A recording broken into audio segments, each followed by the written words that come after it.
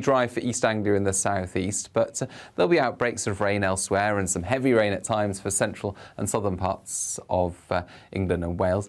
And it's fairly mixed as we start next week. Hot at first in the southeast on Sunday, turning fresher on Monday and Tuesday.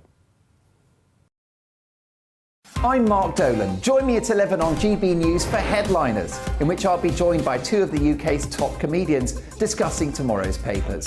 If it's an important story, we'll cover it, but we'll have some fun along the way. Headliners, the late-night paper review that won't send you to sleep like the others will. 7 nights a week at 11 p.m. on GB News.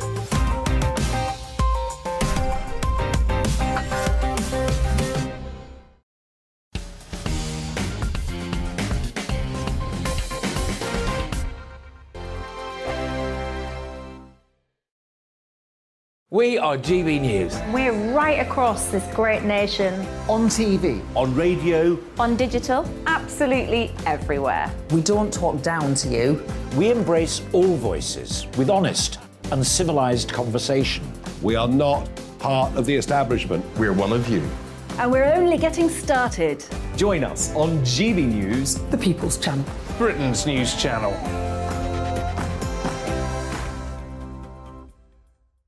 Hi there, it's Stephen and Anne. At breakfast from 6 a.m, you'll always be caught up with everything you need to know, the latest headlines, opinions and debates. We'll bring you the good news and the bad, but most of all, we're here for you. Remember, send in your views and let us know what you would like us to talk about. That's because we're your news channel. And every morning at 6 a.m, it's breakfast on GB News. My name's Tom Harwood and join me 9:30 a.m. every weekday for The Briefing, your one-stop shop for everything you need to know about what's going on in politics today. I wonder if this is a deal that might need to be like the biscuits in this factory, twice baked. Is there not an opportunity here to win out against the extremes? Tom Harwood, GB News. What are you going to do about it? Things should have been done differently, and they certainly are being done differently. Don't miss it. The Briefing with me, Tom Harwood, 9:30 Monday to Friday on GB News. Where would you like to go? Just take me to the studio, please, mate. You know where you're going. I've got a show to do. Friday Night Feast on GB News, 7 p.m. And it's like nothing you've ever seen before. We take a different angle on the week's biggest news stories. The viewers and listeners set me some absolutely mad challenges to do. We tried to rehome a rescue dog. And yes, there's some other wacky stuff in there as well. I feel like I could take on the world. Well, that's that. Friday Night Feast with me, Patrick Christie's, every Friday, 7 till 9 p.m. on GB News. Be there.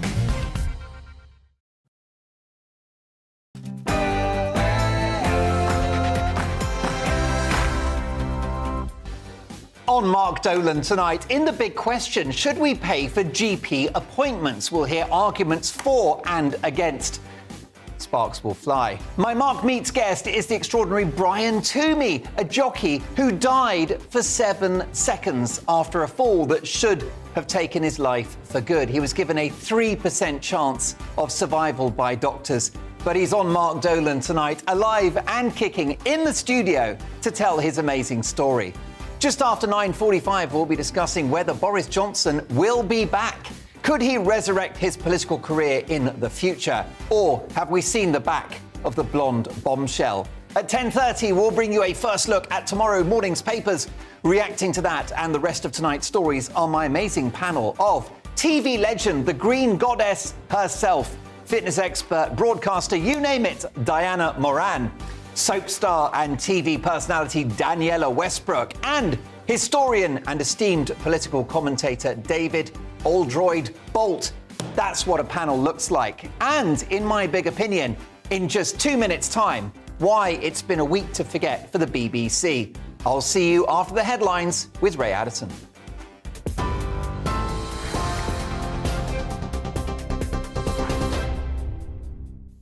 Thanks, Mark. Here's the latest from the GB newsroom. The RMT union has confirmed that a national rail strike will go ahead as planned next Wednesday. Over 40,000 workers at Network Rail and 14 train companies will walk out on the 27th of July after no breakthrough in talks. RMT General Secretary Mick Lynch says his members are more determined than ever to secure a decent pay rise, job security and good working conditions. The Foreign Secretary has called delays at the port of Dover today unacceptable and an entirely avoidable situation. It's after Dover officials declared a critical incident earlier and urged the government to work with French border control to help solve staffing issues there. Transport Secretary Grant Shapps says he's working closely with his French counterpart to address the issues which are causing 6-hour tailbacks. The government says a legal dispute with the European Union will not fix the problems facing the people and businesses of Northern Ireland. It comes after the EU launched fresh legal action against the UK over claims it's failing to comply with the Northern Ireland Protocol. The EU says the British government has ignored repeated calls to reconsider its position on the trading arrangements. The two remaining Tory leadership hopefuls are in dispute over each other's tax plans. Rishi Sunak is warning against what he calls a huge borrowing spree. That's in response to Liz Truss's plans to cut taxes by at least £30 billion a year. She says her proposals are affordable and the former Chancellor's tax rises will choke off growth. Health experts are warning long NHS waiting lists are forcing patients to pay for healthcare out of their own pockets. New figures from the Private Healthcare Information Network show patients paid for almost 70,000 private treatments themselves between October and December last year. That's up 39% on the previous year. The number of people in England waiting for hospital treatment climbed to a new record high of 6.6 million at the end of May. Ukraine says an agreement with Russia to resume grain exports through the Black Sea was only possible due to Ukraine's military successes. The country's infrastructure minister says the recapture of Snake Island from Russian troops was an important moment. It comes after Russia blockaded Ukraine's ports for months, causing a global shortage.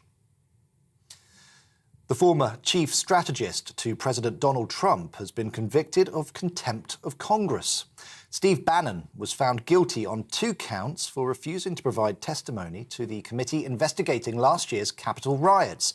He could be sentenced to up to a year in prison, as well as facing a fine of up to £83,000. And finally, an 11-year-old boy has been rescued after drifting more than a mile out to sea on an inflatable dinghy. Footage released by the RNLI shows the moment that volunteers found the boy floating alone in waters off the coast of Kent. His family called the Coast Guard after he was blown out to sea, with the volunteer crew at Dungeness quickly launching a search and rescue mission. What a relief. TV, online and DAB+ radio. This is GB News. Now back to Mark Dolan tonight.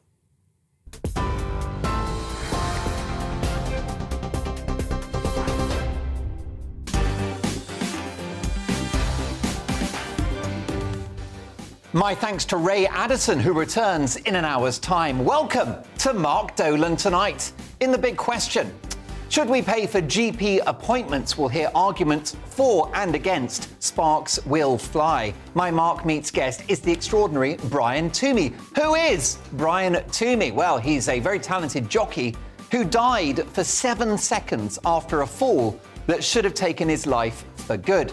He was given a 3% chance of survival, but he's on Mark Dolan tonight because we love a survivor on this show. He's in the studio alive and kicking to tell his amazing story.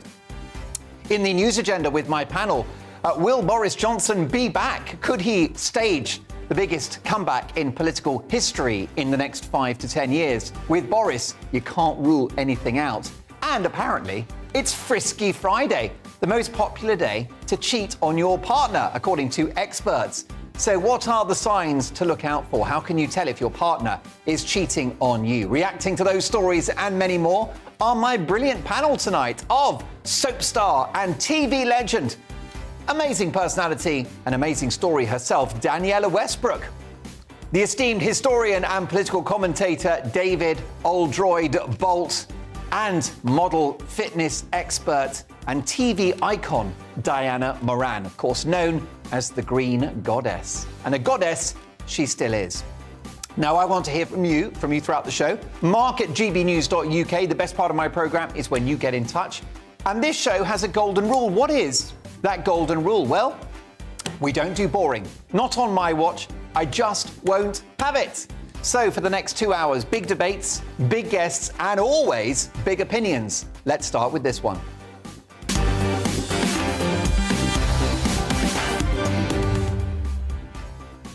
Another week to forget for our monolithic state broadcaster, the BBC.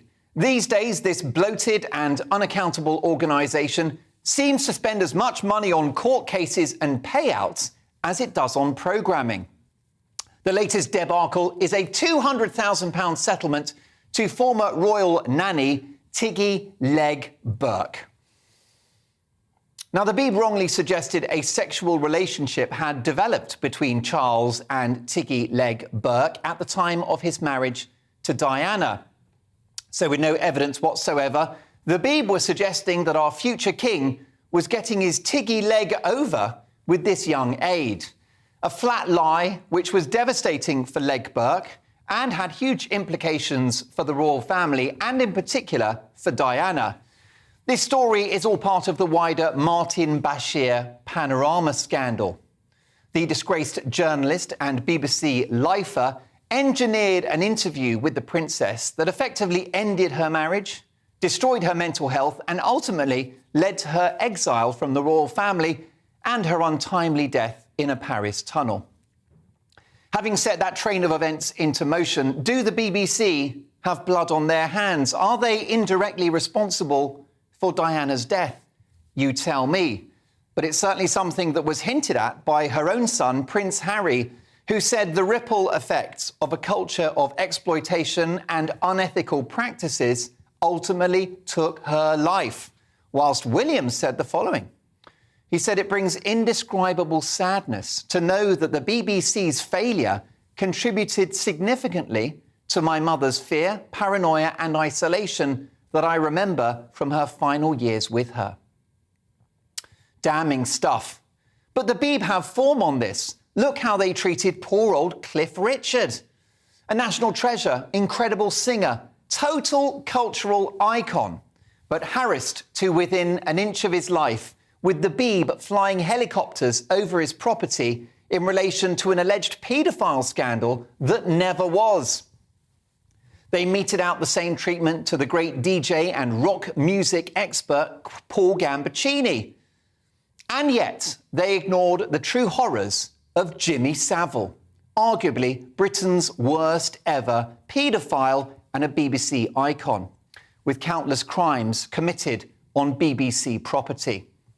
Ironically, Newsnight were working on a report that suggested this monster was as dodgy as a 9-bob note, but the report was suppressed by senior figures at the Beeb because they were planning a special programme to celebrate Savile's life. The Beeb fixed it for Jimmy, didn't they? Hubris, arrogance, stubbornness are all qualities embedded within the psyche of our national broadcaster. Never humble, never accountable, never sorry. Just this week, the organisation has suffered widespread opprobrium in relation to their so-called documentary about people who haven't had the vaccine, who, of course, they label anti-vaxxers. So what if people don't want a vaccine? Why is it the job of the BBC to convince them? I'm triple jabbed, but perhaps those unjabbed looked at data like this from the German Health Ministry this week, who have pointed out that 1 in 5,000 doses of the vaccine causes serious illness. 1 in 5,000. Not a great ratio, that, is it? If your chance of winning lottery was 1 in 5,000, you'd be buying tickets all day long. Many fear that that figure is just the tip of the iceberg. So what does the BBC hope to achieve with a programme like this, which guilt trips the 4 million people in this country who are unvaccinated and who haven't dropped dead, by the way? Funny that, isn't it? Pressure to have the jab, as reflected in these shows, are deeply unethical ways for programmes to operate. The bottom line is that, yes, the vaccine is predominantly safe, but there are rare and serious side effects. So why is the Beeb getting involved in this? And vaccine mandates, where you have to get jabbed to keep your job or your freedoms, a disgrace. Do the Beeb really want to be part of that? It's a cruel irony that even though you pay for the BBC, it wants to tell you what to do and what to think. Along with other establishment media, the Beeb were one of the key proponents of the COVID narrative. that we've got to mask, we've got to get jabbed, and we've got to lock down. Well, look where that's left us. With a broken economy, a broken society, damaged kids, and an NHS waiting list of up to 12 million people. We literally paid for the BBC to scare the bejesus out of us for 2.5 years, with their fear porn, endless scenes from hospitals, without a thought for those impacted by the COVID measures, including the thousands, if not hundreds of thousands, who will die because their illness was ignored. All for a virus non-fatal to almost everyone. The Beeb have some great journalists and are responsible for some great output. But they can't resist propaganda, can they? A single narrative on COVID, which I believe has now been proved wrong. And now a single narrative on climate change. Hey, I want to clean up the planet and I'm no climate change denier. But is it the BBC's job to lecture us every night or to imply that the science is settled? Because it's not settled. The science is settled was the theme of the pandemic, but that wasn't settled either. Lockdowns are now starting to look like the biggest balls up in history. Here's a graph with 2 lines in relation to the pandemic. The red line is for countries that locked down, and the green line is for countries with no lockdowns. Oh dear, as identical as a pair of Playboy bunnies. And remember, the non-lockdown countries in green have suffered far less economic, health and societal damage. And this echo chamber narrative is now being replicated when it comes to the climate. Take a look at this tweet from Paul Embury, a trade unionist, a voice of the left and a GB News presenter. Yes, we do diversity of opinion on GB News. Paul wrote, tonight's 6 o'clock news on BBC One should have been introduced with the words, there now follows a party political broadcast on behalf of the Green Party. Now, ITV, Sky and others can do as much propaganda as they want. They are private companies. Good luck to them. In the end, viewers will decide. And I'm honoured to say that I'm normally beating Sky News about now. All thanks to you.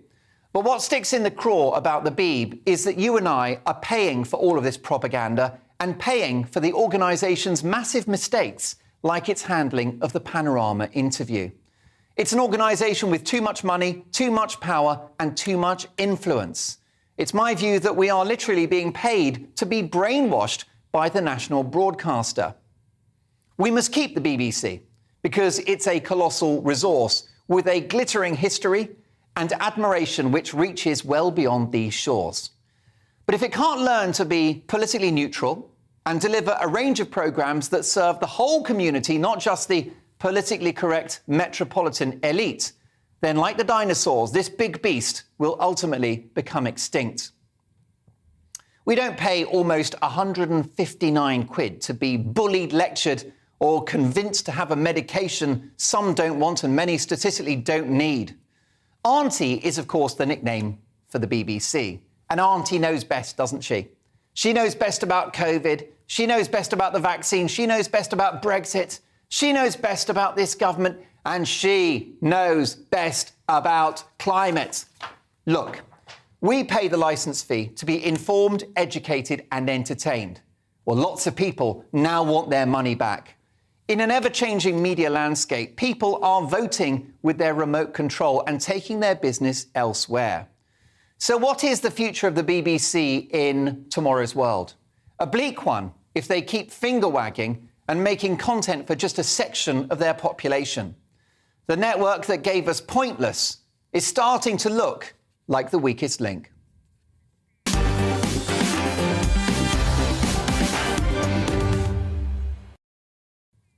What's your view about the BBC? Do you watch it? Are you happy paying for it? Mark at gbnews.uk. Reacting to that and all of the big stories of today, we are going to welcome my panel. Soap star and TV personality Daniela Westbrook, historian and journalist David Oldroyd-Bolt, and model and fitness expert and broadcaster Diana Moran, also known as the Green Goddess. Well, Danielle and also Diane, you've both been on the BBC for big chunks of your career. Diane, can I ask you whether you think the BBC is still fit for purpose? Obviously, because I've worked so much of my career on the BBC, I can't knock it totally. But as somebody who sits there watching the news or other programmes, I find myself turning over very, very often these days. I don't want to be lectured, but if we're talking about the jabs, I'm an old person of 83, and I think we older people need the jabs, and that is hopefully keeping us away from this dreadful COVID. So I can't knock that too much either. For sure, and a very even-handed and balanced response there, Diana, but that's the problem. That's not what we get from so much of the Beeb's output, particularly in relation to issues like COVID measures, climate change, or even Brexit.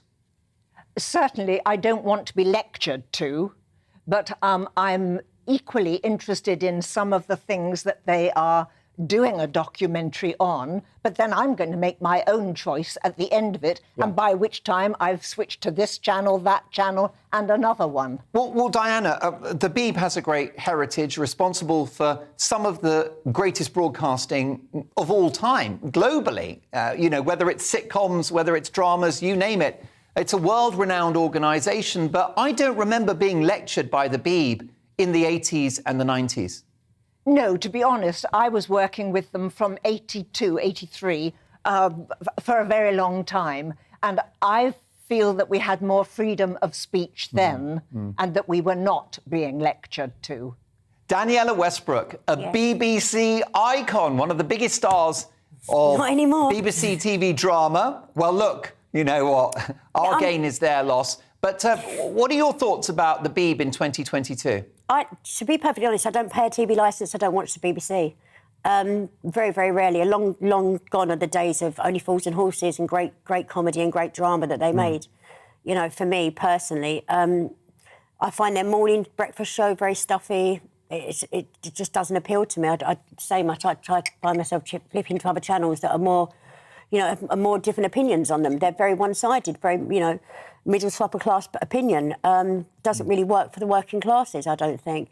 But then also, I don't really tend to associate or agree with a channel that advocates a person like Jimmy Savile over young people and actors and people coming up through the ranks that suffered at the hands of this abuser.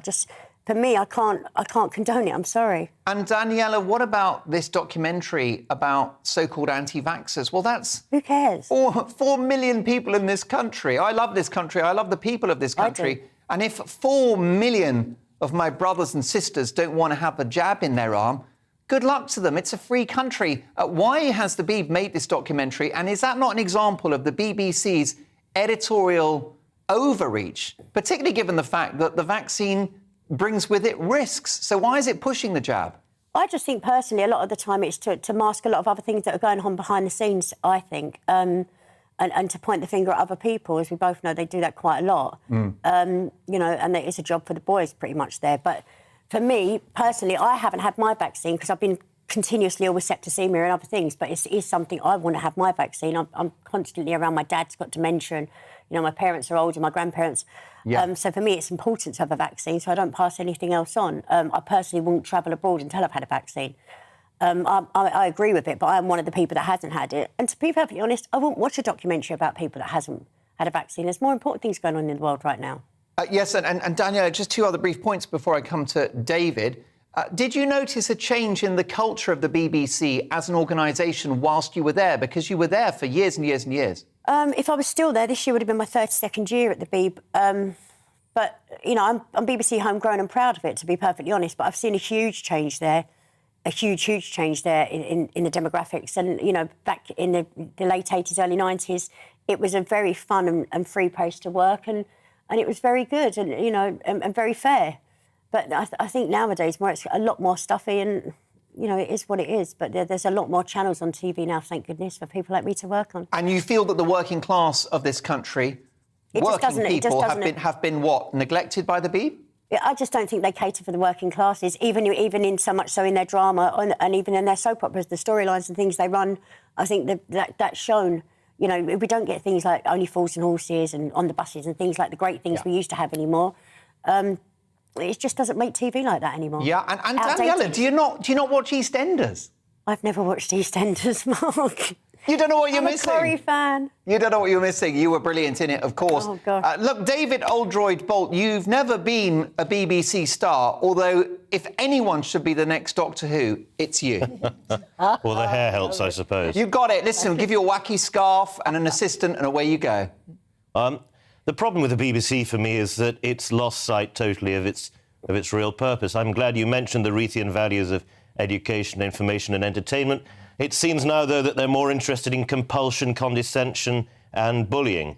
They seem to hold their audience in contempt and think that they need to be, as you said, instructed all the time as to how they're supposed to think and feel. If the BBC wants to do that, fine, but it shouldn't be when we're all compelled to pay a licence fee for this thing to continue to exist. If the BBC thinks so strongly that what it has to say and think should be heard, then it should make that case as a private organisation, as this channel does, as Sky News does, as ITV does. I've no problem with that, but it shouldn't be while 66 million people are being made to pay for it. That's unfair, particularly when those people are not really being catered to, I think. If you look at the quality of the BBC's output over the past 20 years particularly, it's fallen precipitously. There aren't the great documentary series that there used to be. There aren't the World at War and Civilization and these things anymore. It doesn't really cover culture in a serious way. Its political coverage is highly partial and presenting only one side of the story, and that is, of course, the BBC side of the story. I just don't see really why this organisation, above all others, deserves to be taxpayer-funded anymore. Mm-hmm. All pertinent questions, I think you'll agree. We're travelling business class tonight with my panel, the brilliant David Oldroyd Bolt, plus we've poached Daniela Westbrook and Diana Moran from the BBC. Another great signing, two great signings for this channel. But what do you think? Is the BBC still fit for purpose? What do you think about them forking out 200 grand to pay off poor old Prince Charles's ex-nanny for an allegation of an affair that never happened? Next up in the big question, should we pay for GP appointments? We'll hear from both sides on that one. And in the news agenda before 10, will Boris be back? See you shortly.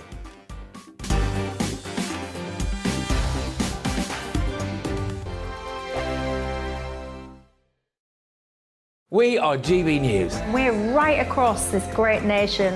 On TV. On radio. On digital. Absolutely everywhere. We don't talk down to you. We embrace all voices with honest and civilised conversation. We are not part of the establishment. We're one of you. And we're only getting started. Join us on GB News, The People's Channel. Britain's news channel.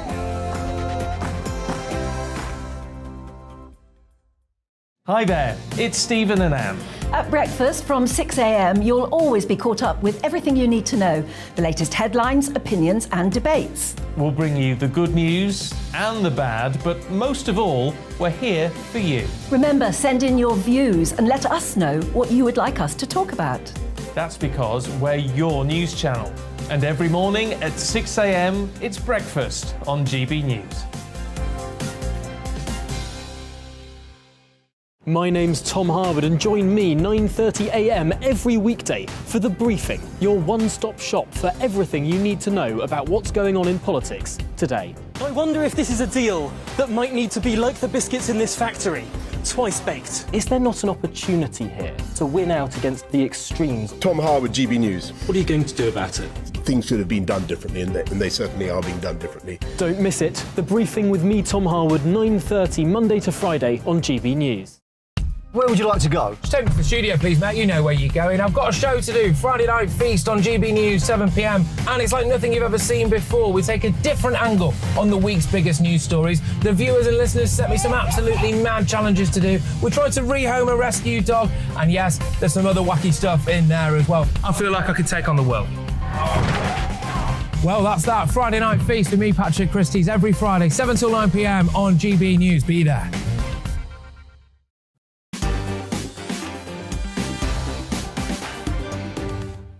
Way over. Big reaction to my big opinion monologue. The BBC have had to pay out £200,000 for falsely accusing the former nanny of Prince Harry and Prince William of having an affair with Prince Charles. You couldn't make it up. 200 grand, that's your money and mine, by the way. Big reaction on email.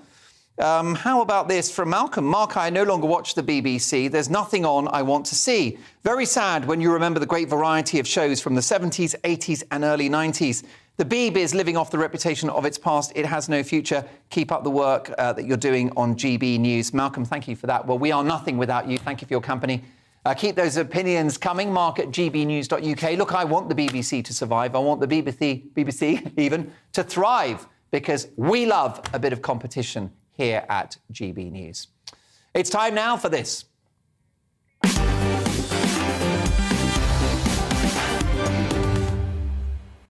Yes, indeed, it's time for the big question, in which we tackle a major news story of the day. Tonight, a top medic has warned that things are so bad in the NHS, the public may have to pay for GP appointments. The chairman of the Royal College of General Practitioners, Professor Martin Marshall, the nation's top doctor, admits he's deeply concerned for the crisis-hit sector, and he thinks it may go the same way as dentists, who, of course, charge about £24 for checkups.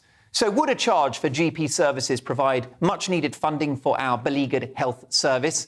Would it end the costly scourge of people missing appointments and wasting doctors' time? Or is it an affront to the basic idea of a health service free at the point of need? To debate this, I'm delighted to welcome writer and podcaster, the YouTube sensation with his own very popular talk show in America, Yaron Brook.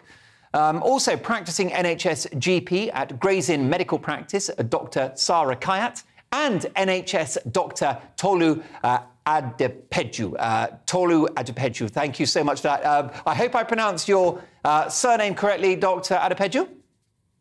You did, yeah, you got it right. And nearly had an anchorman moment there. Do you think we should pay for NHS appointments, Dr. Adepeju? In my opinion, I believe that we shouldn't, because it defeats the purpose of the NHS. I mean, the whole point of the NHS was free at the point of need. The second we start asking people to pay for GP appointments, it starts a very slippery slope. Now, and then we're going to ask people to start paying for A&E appointments, and then we're going to ask people to start paying for their ward stays. We're going to ask people to start paying for anything, essentially. It just defeats the purpose of the NHS, and we're not a privatised system, so we shouldn't act like one. What about, Dr. Adepeju, those time wasters, the people who are hypochondriacs, who really just go to the GP for a chat?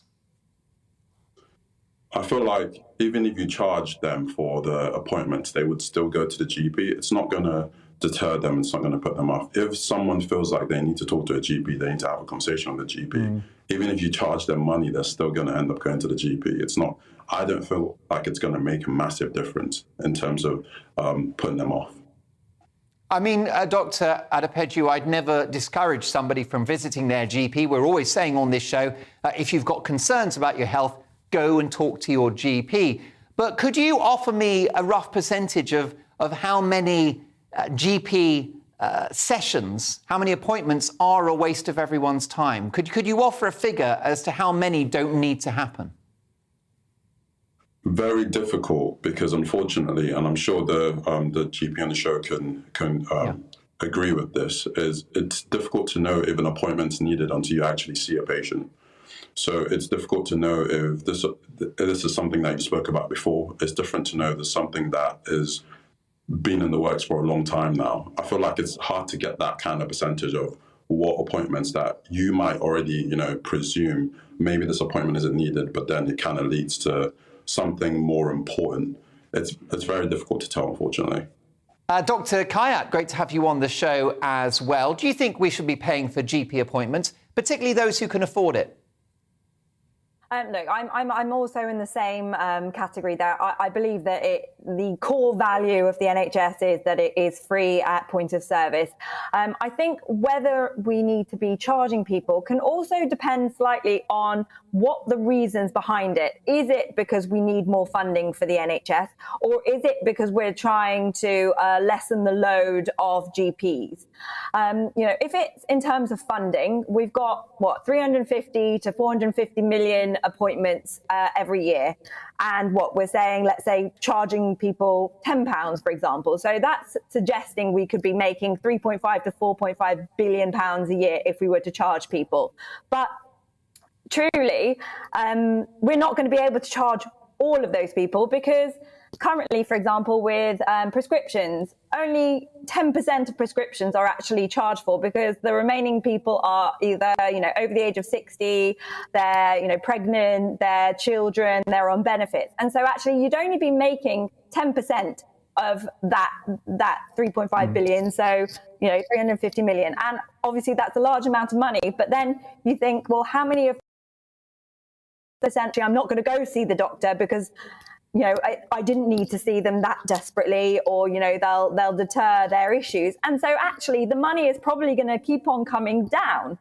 And so then are we actually doing this in order to try and help GPs with their workload? If that's the case, well, I'm worried that those 10% of people that are deciding, actually, I better not go see my doctor, are going to end up later on with a whole load of worse problems, harder to treat, which actually in the long run is harder for GPs and costs more for the NHS. Well, I think that's a really fair point, because that was a concern, wasn't it, during the pandemic, that people would have ailments that they didn't consider worthy of a GP visit, and we may pay the medical price for that now. So I couldn't agree with you more on that point. But what about those numpties that make appointments and don't turn up, Dr. Kayat? So that's the crux of it all. And I agree with you. I think if we had to charge, if we got to that point where we're so desperate to charge, I think what we should be charging for is the non-attendances. But even there is a slight difficulty, because we're potentially targeting a group of people that may be the most vulnerable. So, for example, the elderly, or who might forget their appointments, or those with learning disabilities, or those with mental health problems. They're the groups that are most likely to not attend. And are we punishing that group unfairly? Yes, a worthy question. Let's head now to the United States and Yaron Brook, a writer and a podcaster, and also an expert on economics as well. Yaron, how does it work in North America when you go to see your primary physician, which is what a GP is? Sure. So usually you have what's called a copay. You usually have to pay about $20 to see the physician. The insurance company will pick up the rest. If, in some cases, it might be as high as $100, depending maybe with a specialist. But a GP will typically be a $20 copay. And does it work? Yeah, I think so. I mean, generally, when people actually spend money for a service, they value it more. They make sure that they need it before they spend the money.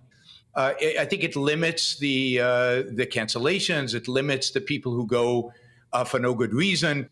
And look, when you offer something for free, what you get is excess demand for it. This is basic economics. This is economics 101.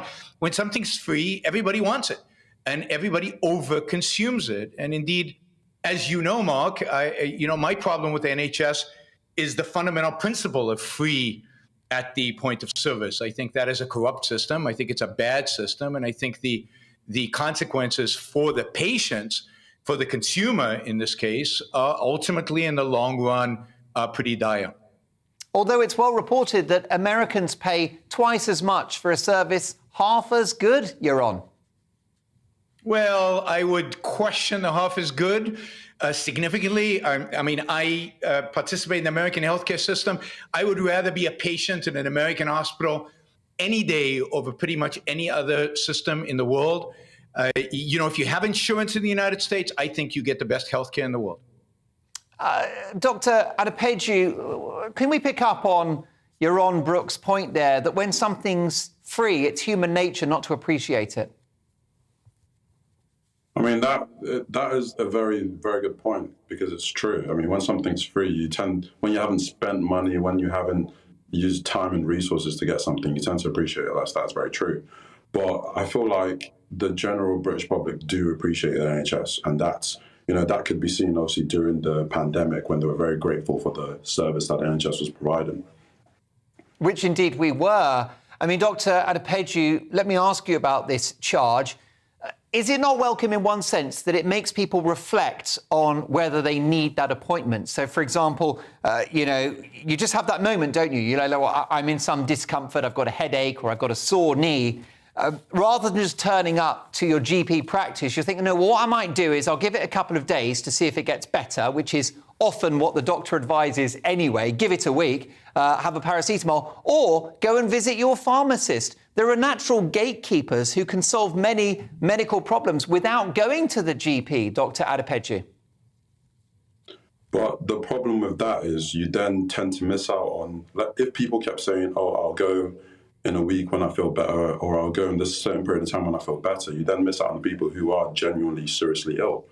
The problem with leaving it that late and that long is by the time you get to us, we might then have to be working backwards, working against time, just to fix a problem that could have been easily fixed if you showed up when you first had the problem. But Dr. Adepeju, what about one of the best doctors in the world? Not at your level, of course, or Dr. Kayat's, but what about Dr. Google, one of my favourite doctors? What's wrong with him or her? Dr. Google, without obviously clinical expertise and clinical knowledge, doesn't give you the information required. And obviously, the reason we go to medical school, the reason we study, the reason we take exams is so that we can add clinical context to what we see on Dr. Google. Unfortunately, without the clinical knowledge, it's difficult to add the clinical context, which then leads you down a lot of trails. You might see something on Dr. Google and immediately think you have cancer or you have the worst possible condition imaginable. It's human for your mind to go to the worst place, unfortunately. You're on, Brooke. Go see Dr. Google. He's free. Yeah, but look, GPs are overworked in the UK. The NHS overworks the GPs. How much time do you actually spend with your patients? Wouldn't it be better to have fewer patients come in, spend more time with them, and actually have more opportunities to diagnose them correctly? Wouldn't it be better for GPs to be better compensated? I mean, one of the problems you have at the NHS is you don't have enough GPs. You've got a shortage of them. Maybe that shortage is a consequence of the fact that they're not paid enough, and that's a consequence of the fact that it's free, and therefore there's no real income source. So as I understand it, a lot of GPs in the NHS system are moving into private practice. They're leaving the NHS. These are real issues that hurt the patient. So if we're really concerned about the patient, then a system that pays, a system where people pay, a system where doctors are well compensated, a system where doctors have fewer patients to see in a day is a system that's far better for the patients themselves.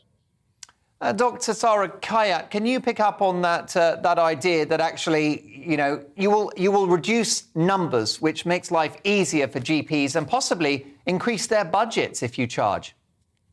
So I think the idea of reducing numbers, yes, does sound great, but I think we need to do that in a different way. Through education. It's always about education. I think we need to be educating our patients about when they should be coming in, who they should be seeing primarily. Should it be an NHS 111? Should it be the pharmacist? Should it be the GP? Or should it be A&E? We need people to know those facts first. And I think that will help us reduce the number of inappropriate consultations. But, ultimately, I know you mentioned that funding to, payment for GPs is a problem, but I can guarantee there is no doctor in the UK that went into being a doctor for the money because, our system doesn't work that way. We don't get paid, huge enough amounts of money to put us through med school, to do those 14 night shifts. And we are doing it because we love the job and we love the NHS. And so I don't think that increasing our pay is gonna be the answer. Briefly, Dr. Kayat, do you not think that the dentist model proves it does work? People don't mind paying for their twice yearly dental checkups. And of course, plenty don't have to pay because of their financial circumstances. I think there was a survey that said that 4% of people have decided not to go see their dentist because of that payment. And 4% might not sound like a huge number, but if those 4% are the 4% that are getting cancers that we're not picking up on, or are dying of sepsis, or are elderly, lonely and struggling, then that 4% is important to me. You're on, Brooke. You're shaking your head. Final thoughts on this from you, please. I would just say that if money doesn't matter, then doctors wouldn't be leaving the NHS and moving into private practice. Money matters. It matters. As idealistic as you might be, it still at the margin matters. And when you offer things for free, I don't care how much you educate people, they're going to overconsume that product that you offer for free. A system that is based on things being free is unjust to the doctors, and at the end of the day, it's unjust to the patients. It's a no-win for all sides. Dr. Kayat, I know that you're one of the hardest working GPs in the NHS, and Dr. Tolu Adepeju, you're actually wearing your clinician gear. Have you been on duty?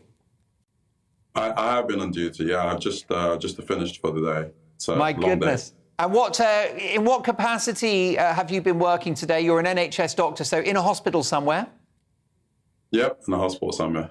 Doing what sort of work? So I've been doing that, essentially just looking after patients, assessing patients, looking at triage, organising patients. It's been a long day. And in that work, we salute you. A couple of heroes on this show, Dr.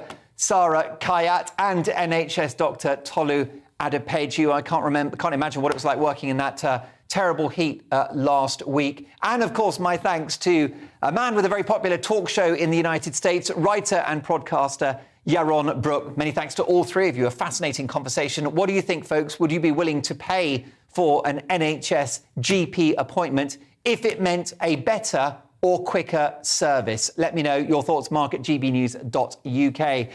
Lots more to come. My Mark Meets guest is an incredible guy. He's a jockey called Brian Toomey. He died, speaking of health, he died for 7 seconds. He was given a 3% chance of survival by doctors. Well, he's here in the studio tonight to tell his story. Also, we've got my take at 10. I'll be dealing with the leader of the free world, Mr. Joe Biden, who had cancer yesterday and has got COVID today. Do keep up. We'll discuss all of that, plus the papers at 10:30 and my panel. But next, will Boris be back? See you in 2.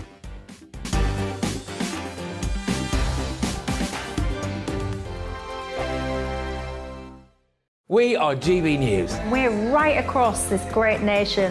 On TV. On radio. On digital. Absolutely everywhere. We don't talk down to you. We embrace all voices with honest and civilised conversation. We are not part of the establishment. We're one of you. And we're only getting started. Join us on GB News, The People's Channel. Britain's news channel.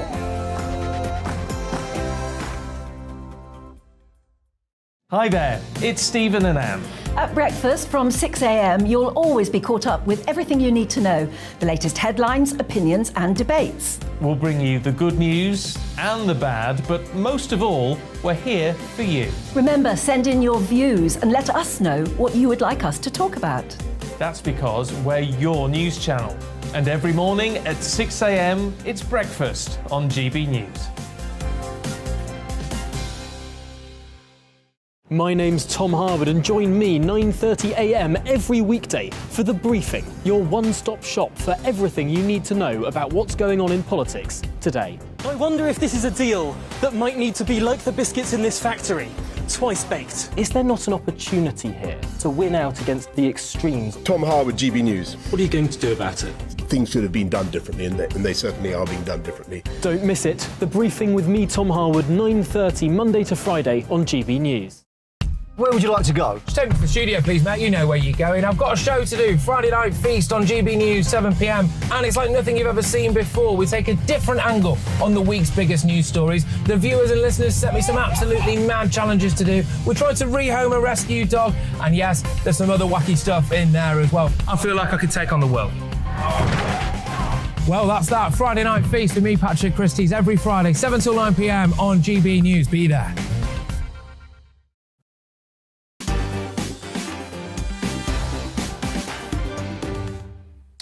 Big reaction to the big question. Would you be willing to pay for an NHS GP appointment? This from Daryl. Hi, Mark. I already pay for a private GP and have private medical insurance. I'd rather not. I can't afford it. But I can never get into my GP. And if you need treatment from the NHS, forget it. What price do you put on health? So I pay twice given that I'm paying tax and national insurance. The other positive is I get treated with respect and talked to like an intelligent human being. You definitely do not get this with the NHS. Daryl, thank you for that. I'm sure that's not true of the whole NHS, but I do know people that have had quite bad experiences, particularly in the last 2.5 years. On GPs, Roger says, what nonsense you're all talking. You missed the obvious. GPs are not seeing patients at all. Fair point. Good point. It would be a pleasure, a luxury to pay for them, because then we'd see them. You raise a good point. I love getting your emails. It's always the best part of my show. Last but not least for the moment, John says, no, don't sell away or steal away our NHS. It's not right. Soldiers did fight and return and demanded this. So very much pushing there for the idea that we must protect the integrity of the NHS and the idea that it's free at the point of need. We'll keep those opinions coming. Mark at gbnews.uk. Now, do you remember Boris Johnson, our Prime Minister? A campaign by 2,000 Tory grassroots supporters to get Bojo on the ballot for the Conservative Party leadership looks unlikely to succeed. But it demonstrates a groundswell of support for the outgoing PM that could prove to be very enduring. Has the defenestration of Boris Johnson risked turning him into a political martyr? Could his fans pine for a return of the blonde bombshell to high office in a way that Trump supporters dream that the Donald will come back in 2024? I can't imagine it will happen soon, but in 5 or 10 years' time, could Boris Johnson stage the biggest political comeback in history? After all, his hero Winston Churchill famously did so in the election of 1951. He famously said hasta la vista at his final PMQs this week. So to paraphrase Arnold Schwarzenegger, will Boris be back? Let's now speak to a brand new voice on the show. A warm welcome to journalist and broadcaster Linda Jubilee. Hi, Linda. Hi, how are you? I'm really well. Great to have you on the show. Listen, if anyone can stage the biggest political comeback in history, it's Boris. I think that probably is true. However, I don't think it will happen. I think he's the master showman, and I think he's absolutely brilliant at some things, but I just don't think he'll get it over the line this time round. We're hearing an awful lot about how people have filled in polls, they want to get him back on the ticket and everything. But I've just spoken to a couple of chairmen and chairwomen of local associations, and the number of people who are signing back up as Conservatives has grown considerably. Say, for example, Windsor, where the MP has just resigned, their membership has grown by 28 in the last 10 days. Now, that might not sound like very much to you, but actually Windsor, even Royal Windsor, has only 750 members. So that's a considerable gain off the back of Boris resigning. And most of those people have rejoined because of his resignation. Now, I know there's a lot of people out there who like Boris. He has a certain amount of charisma. And as I said, he's a great showman. But sometimes you need to dig deep and look at the actual figures of what's really going on here. And I think an awful lot of people are rejoining the Conservative Party because they want a new leader. Well, I guess the departure of Boris Johnson will be a push and pull factor in terms of recruiting new members, Linda. But I've got lots of viewers outside London, in the Midlands, in the north of England, who feel that the man they voted for has been taken off them. Do you know what? I can completely understand that because, he's gone in a coup and now we've got a selection or election process which only 160,000 people are actually involved in. Now, not even all people who vote Conservative are taking part in this. It's only fully paid up members of the Conservative Party who can actually vote. And to some people, that does seem a little bit anti-democratic. Linda, let's get the crystal ball out. Let's imagine that Liz Truss perhaps wins the leadership contest. She governs for 2 years during a time of economic crisis. I think that's a given, sadly. She loses the next election. We get a Labour government, at which point she stands down as Prime Minister and leader of the Conservative Party, at which point old Boris throws his hat back in the ring. It's possible. I'm not sure of technically how he would do that. I can understand that people might want him to do that, but does the technical infrastructure exist to allow him to do that? And it wouldn't surprise me if Kimi, who was the dark horse in this leadership contest, didn't raise her head above the parapets again and possibly try to be leader if that in fact does happen. And I think what you've outlined is a strong possibility. Yes, I've been backing Rishi Sunak for the Tory party leadership, but at the moment he's about as popular as a split condom in a brothel. So my question to you is, Linda, who do you think's going to win? Who will be our next Prime Minister at this stage, given the fact that it's a changing situation? But if there was a vote right now, who wins? Well, I can only tell you what I think. I'm with you. And I can vote. So I think Rishi Sunak can win because he has got a very clear economic brain. In fact, my family's pretty much split down the middle. Half of them are pro-Boris, half of them are anti-Boris. But I do have a couple of brothers who are fairly astute on the money front, on the economics front. And they said, economically speaking, he knew more than all of the other candidates put together. The question is, what kind of economic strategy do you want? Do you want to crunch down on inflation and then after that deal with the tax situation? Or do you want to immediately attack the tax situation? There's only two ways of doing that. That's to cut back on public spending or increase borrowing. And what Liz Truss wants to do is increase borrowing. So my money is on Rishi at the moment, but I completely understand why it's such a close race, because some people will actually want Liz Truss's policy, whatever they think of her. And believe me, sometimes I look at her and I think I should keep a recording for when I have trouble sleeping at night. I mean, it is very, very, very dull to listen to her. So can she win the race? How much will her character actually affect the race? And how much will it be her particular economic strategy that appeals to people? But it's a very, very tight race. And there are very fine margins here. It's really anyone's guess. But one of the big problems is the Conservative Party does look a little bit messy at the moment. Just a bit. Very briefly, Linda, if you can, the clock's against us. But so your assessment at the moment is that Truss is in front in the polling right now, but by September, you think Rishi edges it?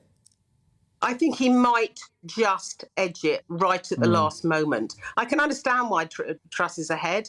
You know, trust me, Truss. Very, very, very competent person in some respects, but maybe not a leader. There you go. Linda, I believe you're joining us on the sofa very shortly. Looking forward to that. Journalist and broadcaster and political commentator Linda Jubilee. Brilliant stuff. Well, let's bring my panel in now. David Oldroyd-Bolt, Diana Moran and Daniela Westbrook. Daniela, you've staged a few comebacks in your career. Had a few. Including Walford. Yep. Albert Square. I know, and we had Boris there, actually. Did you, as Mayor of London?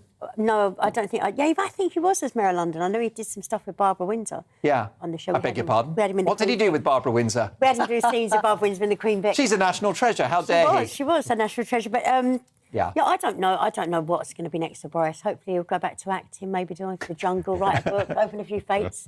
You know, who knows? Do you see a way back for him? And would you be surprised if he just sort of reappeared in 5 years' time?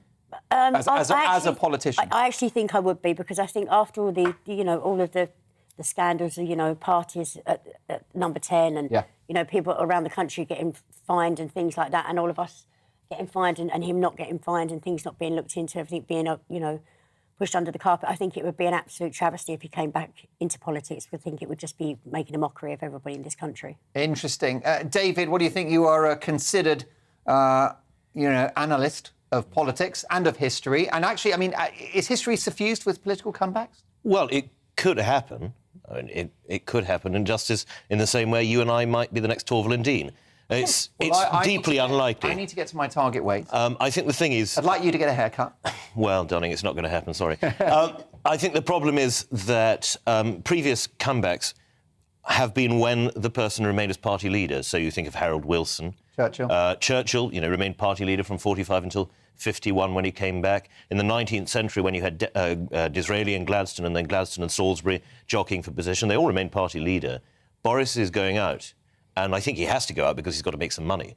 This is a man whose wallet has been stretched over the past couple of years as he's been Prime Minister. Not the only organ that's been stretched, but I take your point. I think that he's going to find it very difficult once he starts earning all that money from all those lovely American banks. once he earns all that money from writing his memoirs. Don't forget, David Cameron got an advance of £850,000 for one of the most turgid books ever produced. Boris is going to get easily £1 million advance, if not more, to write his memoirs. Then he'll do the speaking circuit. I just don't see why he would come back.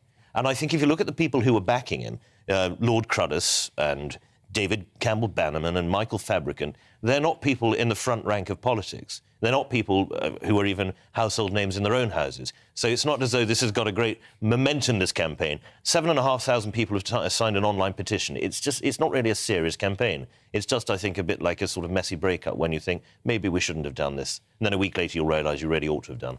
Fabricant's going to kill you. Briefly, if we can, Diana, do you see Bojo coming back? Possibly not, but I think we've got to remember that he has done quite a lot of good. He's done Brexit for us. He has done... Vaccine rollout. The vaccine rollout, yes, as well. And what slightly touches me is, OK, there are only relatively few thousands saying, you know, they're backing him. But what about those ministers, his own ministers, who went against him, who actually represented those thousands people saying, what about Boris? Absolute words of wisdom. Lots more to get through. My Mark Meets guest died for 7 seconds. He tells his story. And in my Take at 10, I'll be dealing with Joe Biden. See you in 3.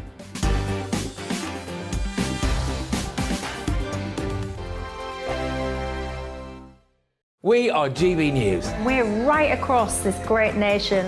On TV. On radio. On digital. Absolutely everywhere. We don't talk down to you. We embrace all voices with honest and civilised conversation. We are not part of the establishment. We're one of you. And we're only getting started. Join us on GB News, The People's Channel. Britain's news channel.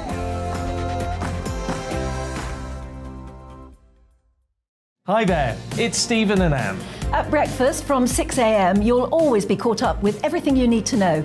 The latest headlines, opinions and debates. We'll bring you the good news and the bad, but most of all, we're here for you. Remember, send in your views and let us know what you would like us to talk about.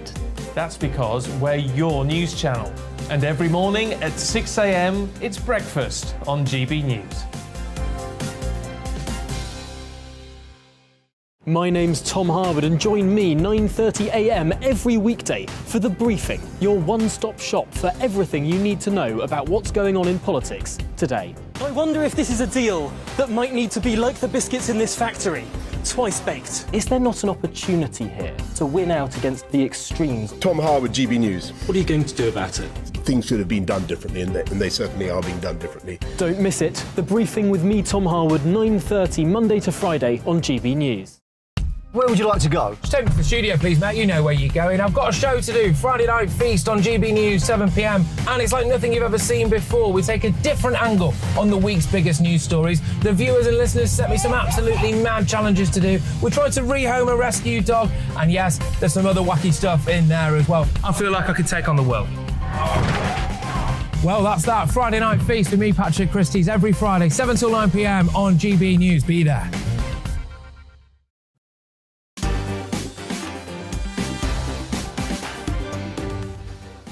It's 10 o'clock and this is Mark Dolan Tonight. My Mark Meets guest is the extraordinary Brian Toomey, a jockey who died for 7 seconds after a fall that should have taken his life for good.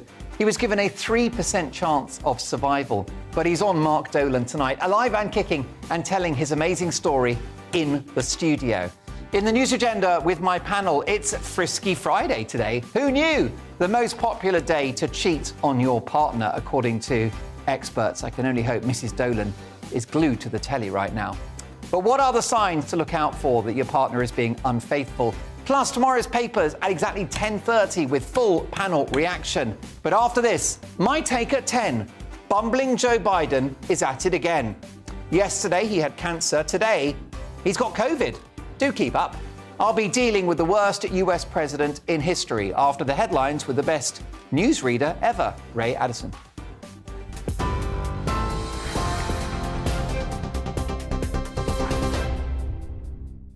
Wow, thank you very much, Mark. I'm Ray Addison in the GB newsroom.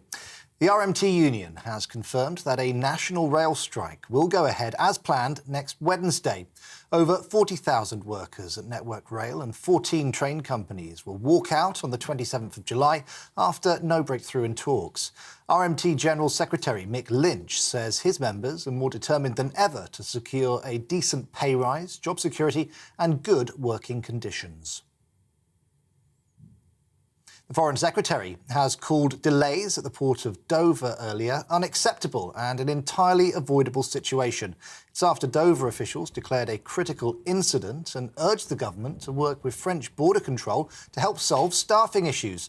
Transport Secretary Grant Shapps says he's working closely with his French counterpart to address the issues which are causing 6-hour tailbacks.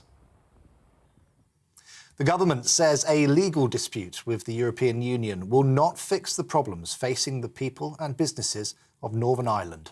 It comes after the EU launched fresh legal action against the UK over claims it's failing to comply with the Northern Ireland Protocol. The EU says the British government has ignored repeated calls to reconsider its position on the trading arrangements. The two remaining Tory leadership hopefuls are in dispute over each other's tax plans. Rishi Sunak is warning against what he calls a huge borrowing spree. That's in response to Liz Truss's plans to cut taxes by at least £30 billion a year. She says her proposals are affordable and the former Chancellor's tax rises will choke off growth. Health experts are warning long NHS waiting lists are forcing patients to pay for healthcare out of their own pockets. New figures from the Private Healthcare Information Network show patients paid for almost 70,000 private treatments themselves between October and December last year. That's up 39% on the previous year. The number of people in England alone waiting for hospital treatment climbed to a new record high of 6.6 million at the end of May. Ukraine's president says a deal with Russia to resume grain exports through the Black Sea is a chance to prevent a global catastrophe. The agreement, brokered by the United Nations and Turkey, raises hopes that an international food crisis stemming from the Russian invasion can be eased. Ukraine's infrastructure minister says the agreement was only possible because of Ukraine's military successes. It follows months of Russia blockading Ukraine's ports. The former chief strategist to President Donald Trump has been convicted of contempt of Congress. Steve Bannon was found guilty on 2 counts for refusing to provide testimony to the committee investigating last year's Capitol riots. He could be sentenced to up to a year in prison and faces a fine of up to £83,000. The Co-op Group says it will cut around 400 jobs due to tough trading conditions amid rising inflation. The retail firm confirmed that none of its customer-facing roles in food stores would be impacted. The group says it's had to bring forward changes originally planned for next year due to the fragile economic backdrop. It's believed the cuts will mainly affect staff in Manchester. On TV, online and on DAB+ radio, this is GB News. Now back to Mark Dolan tonight.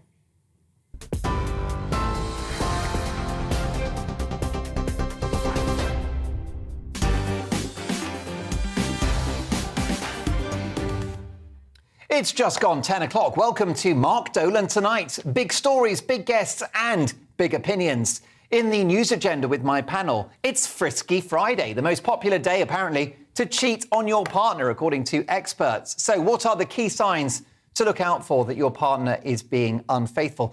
Is monogamy even natural? We'll discuss that later. Plus, another topical game show and tomorrow's papers at exactly 10:30 sharp with full panel reaction. And my Mark Meets guest is an amazing guy, Brian Toomey, a jockey who died for 7 seconds after a fall that should rightly have taken his life for good. He was given a 3% chance of survival, but he's here to still tell his amazing story. He's live in the studio straight after my take at 10.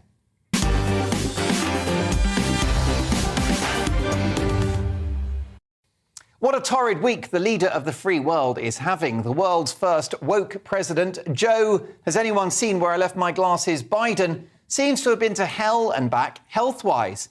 Yesterday, he had cancer. Today, he's got COVID. Blimey, what might Mother Nature have in store for him next? German measles, rubella, bubonic plague.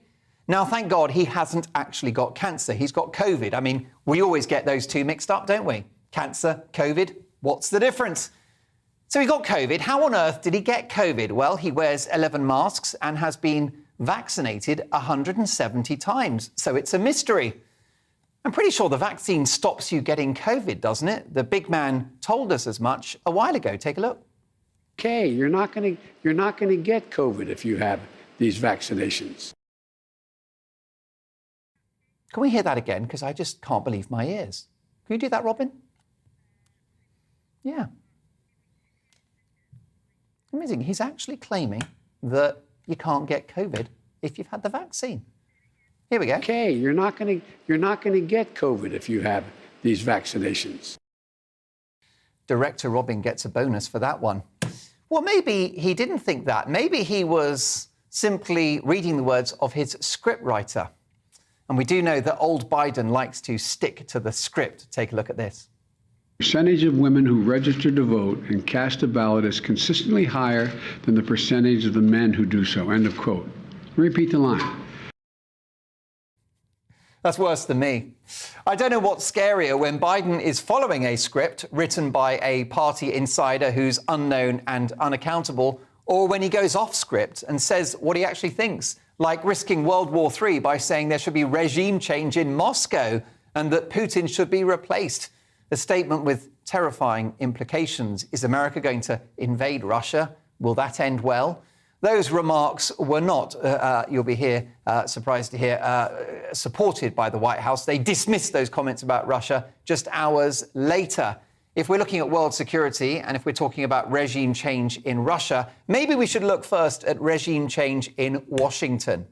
With the botched US departure from Afghanistan, which awarded a mineral-rich country with billions of quid's worth of military equipment to a band of pirates called the Taliban, with an economy suffering hyperinflation and its great cities invariably run by weak Democrat governors, facing unprecedented levels of crime, civil order issues and drug abuse, and with a society divided over what defines a man and a woman, whether abortion should be legal or whether or not you can have guns, it's abundantly clear that Joe Biden is the worst president in living memory.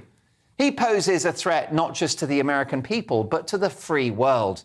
Don't get me wrong, Donald Trump is clearly a deeply flawed human being, but he looks like bloody Abraham Lincoln compared to this numpty.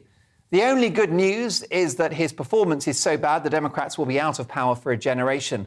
And let's hope America can be led by a principled figure like Ron DeSantis, the governor of Florida, who pushed back on the madness of lockdowns, the woke infiltration of schools and universities, a man who's a champion of free speech and individual liberty. I think he could save not just America, but the world. But in the meantime, we've got to survive another 2 years of bumbling Joe Biden. Good luck, everyone. Strap yourselves in. I'll give Joe Biden the last word on this. America is a nation that can be defined in a single word. I was going to put him.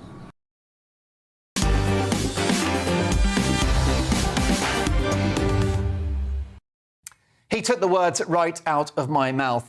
For full reaction to that and all of the big stories of the day, soap star and TV personality Daniela Westbrook, historian and political analyst David Oldroyd-Bolt, and journalist, model and fitness expert Diana Moran, also known as the Green Goddess. David, the world deserves better than Joe Biden. He's clearly an old and very ill man, and I don't think there's been any doubt about that for a long time. These memory slips, these errors in public can't continue to be written off by the White House and the Democratic supporting press in America as mere gas. I'm afraid the truth is that President Biden is not fit to be in office, and the longer he remains there, the longer he remains there, the worse it will get. The problem is, of course, that if he goes, the Vice President, Kamala Harris, comes in, and she is, in terms of policy and in terms of her worldview, very, very much worse. So I think you're right. 2 years of this increasingly ill and increasingly mistaken president, but at least he will then go. And you're right, Ron DeSantis or someone of that type should come in. The problem is that America is such a divided country. It's really 50 countries mashed together to make one in a federalized system that I'm not sure that unity is possible. I think it's going apart at the seams, where you have the East Coast and the West Coast as one sort of a liberal area, and then the Midwest, what you might call true America, with an entirely different view of how the country should be run and what the priorities should be.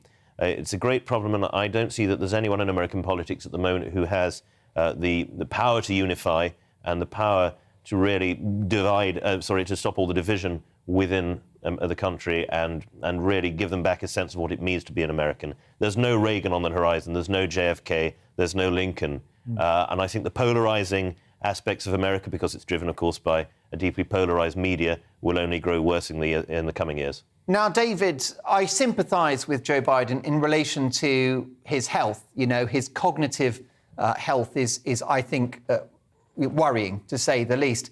And therefore, I wish him well in terms of being well cared for. But he shouldn't be in the White House. He shouldn't have access to the nuclear codes. He should not be the leader of the free world. Shame on the Democratic Party for choosing him in the primaries in the first place. It was clear he wasn't fit for high office. But they chose him because he was the least hated candidate, Mr. Vanilla, if you like. How does he rank in terms of worst ever US presidents? Well, as you said, he's worst in living memory. In terms of worst ever, that's a pretty hotly contested thing. Low bar. I don't know that he's the worst ever, but he's certainly in the top three.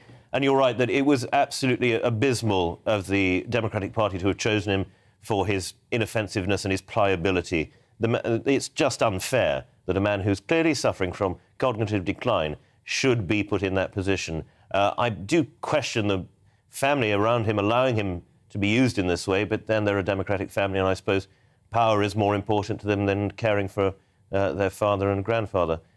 Diana Moran, this is not an age issue. The President, the Prime Minister can be 100 as long as they are fit for the job. Joe Biden is not.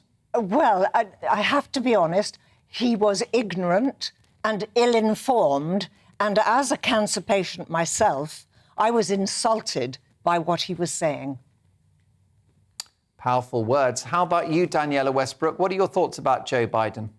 I just feel kind of sorry for him, and it's exactly what David just said, is, you know, his family obviously are clearly more obsessed with the power than they are for caring for him, and I just think the same as Diane just said, you know, it's a real shame that he said something about having cancer rather than COVID. It's just like, you know, that's not more than just a slip of the tongue, I think. It's just, he clearly isn't well, is he? Yes, very well? we've seen, haven't we, Tory MPs essentially chuck Boris Johnson out. We can argue the rights and wrongs of that. But should the Democrats actually say our president is not fit for high office? Should they do the right thing in the national interest and impeach their own president? What do you think, Mark at gbnews.uk? It's time now for this.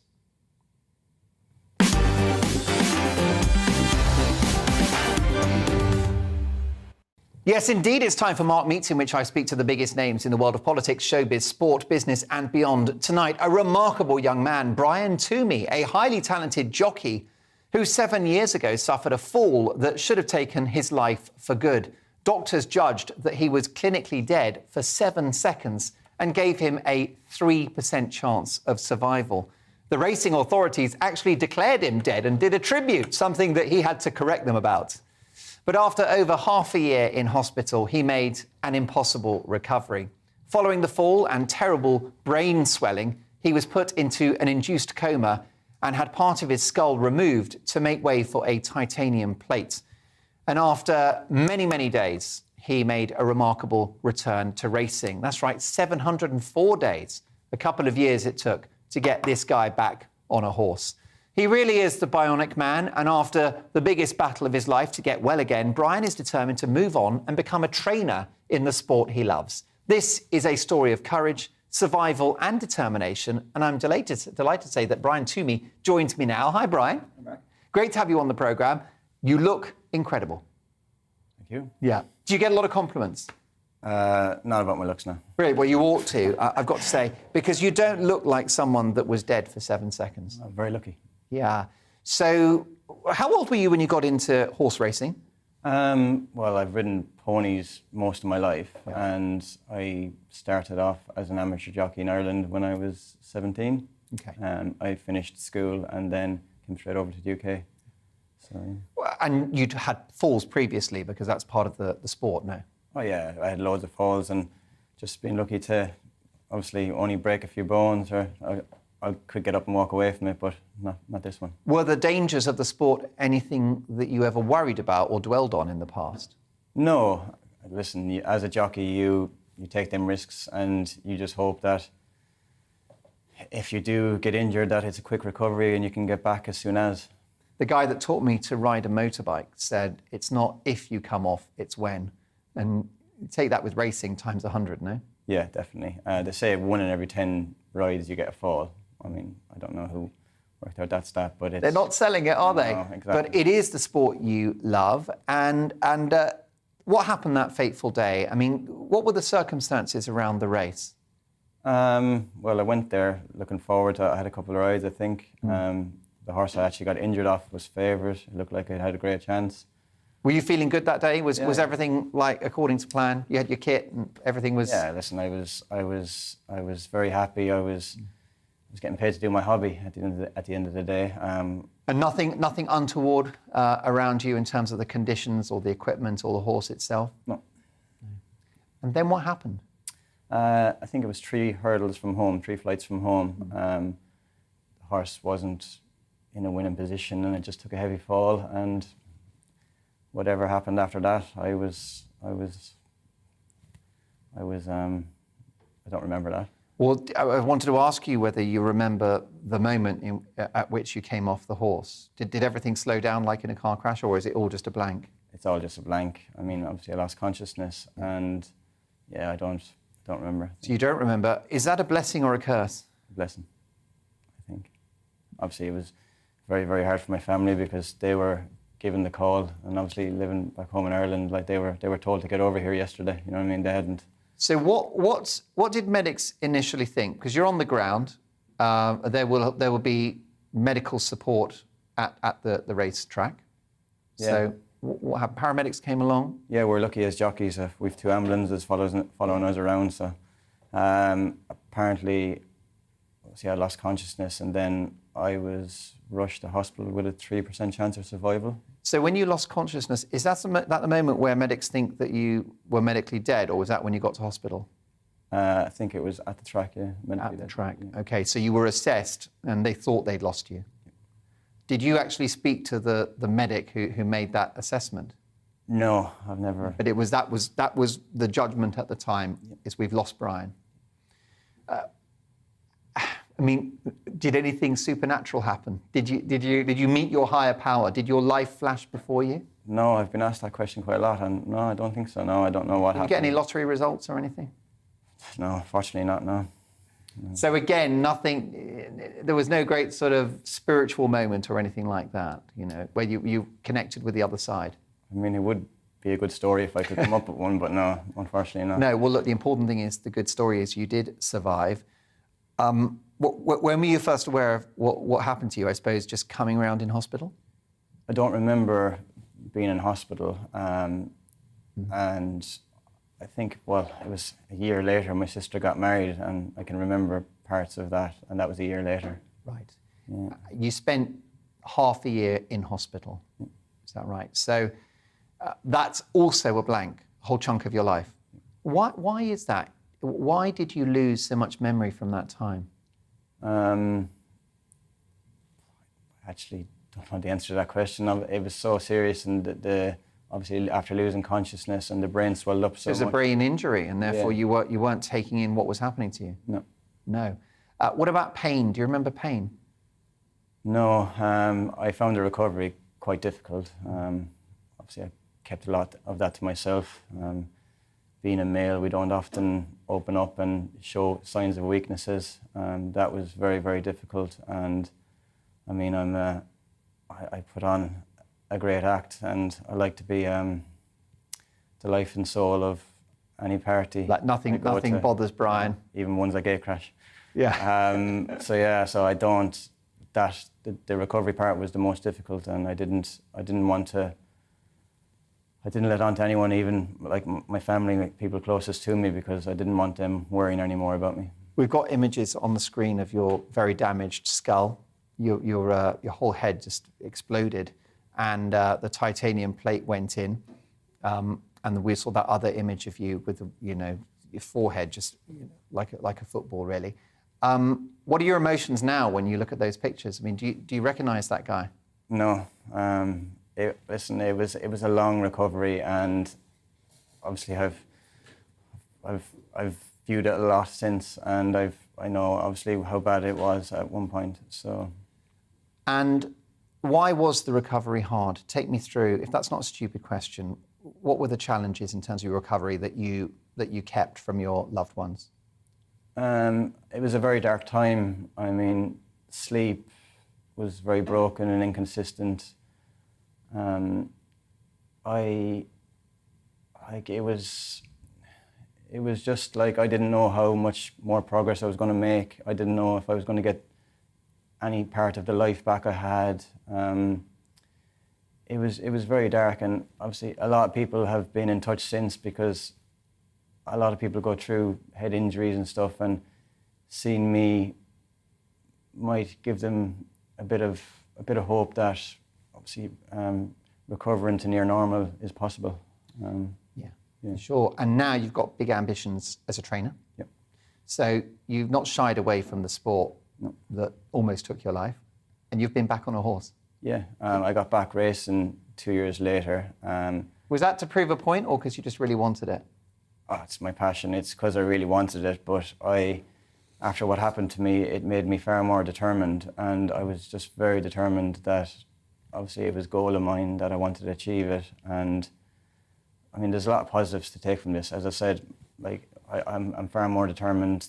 Like I've been lucky to have made great connections from it since, and hopefully going forward that when I do get started as a trainer, that hopefully I can pick up some support, because I've showed how passionate I am about it, and like it's my love. It's all I want. You showed quite a commitment to the sport you love. It almost took your life, but you got back on that horse. Tell me about that first race after your recovery, getting on the horse and then riding. Yeah, it was very special. My family came over, and they were there to witness it, and obviously the worry that it would have caused them, it was quite foolish of me, because it was quite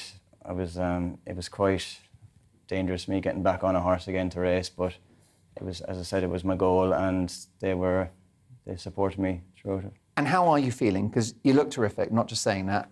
You don't look like somebody that's been in a terrible accident. How do you feel? Do you have pain? Are there cognitive issues? There don't seem to be any. No, that's that. As I mean, you got the banter back. I try too hard sometimes. Yeah, listen, I wouldn't know. You've showed pictures there again of it. Like, unless I looked back, I wouldn't believe that I've recovered to near normal. Bit of trouble going through airport security. Takes longer, yeah. But the X-rays. I'm willing to go. The Bubonic man. Yeah. Listen, I'm willing to give it more time if I have to go through an airport. Yeah. Yeah. Well, listen, I tell you what, you've gone up in all our estimations. It's an incredible story. And really good luck with your career as a racing trainer. Thanks very much. Absolute thrill to meet you, the remarkable Brian Toomey. Next up, we'll hear the amazing story of a man acquitted of a jail term for killing his own wife. Find out more after this, plus the papers at exactly 10:30. See you shortly.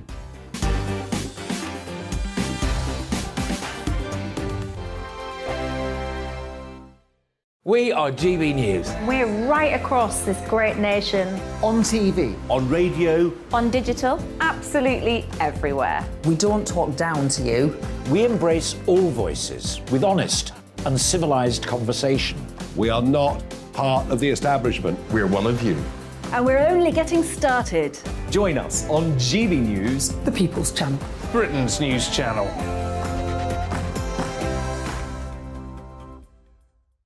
Hi there, it's Stephen and Anne. At breakfast from 6 a.m, you'll always be caught up with everything you need to know, the latest headlines, opinions and debates. We'll bring you the good news and the bad, but most of all, we're here for you. Remember, send in your views and let us know what you would like us to talk about. That's because we're your news channel. And every morning at 6 a.m, it's breakfast on GB News. My name's Tom Harwood, and join me 9:30 a.m. every weekday for The Briefing, your one-stop shop for everything you need to know about what's going on in politics today. I wonder if this is a deal that might need to be like the biscuits in this factory. twice baked. Is there not an opportunity here to win out against the extremes? Tom Harwood, GB News. What are you going to do about it? Things should have been done differently, and they certainly are being done differently. Don't miss it. The Briefing with me, Tom Harwood, 9:30 Monday to Friday on GB News. Where would you like to go? Just take me to the studio, please, Matt. You know where you're going. I've got a show to do. Friday Night Feast on GB News, 7 p.m. And it's like nothing you've ever seen before. We take a different angle on the week's biggest news stories. The viewers and listeners set me some absolutely mad challenges to do. We tried to rehome a rescue dog. And yes, there's some other wacky stuff in there as well. I feel like I could take on the world. Well, that's that. Friday Night Feast with me, Patrick Christie's, every Friday, 7 till 9 p.m. on GB News. Be there.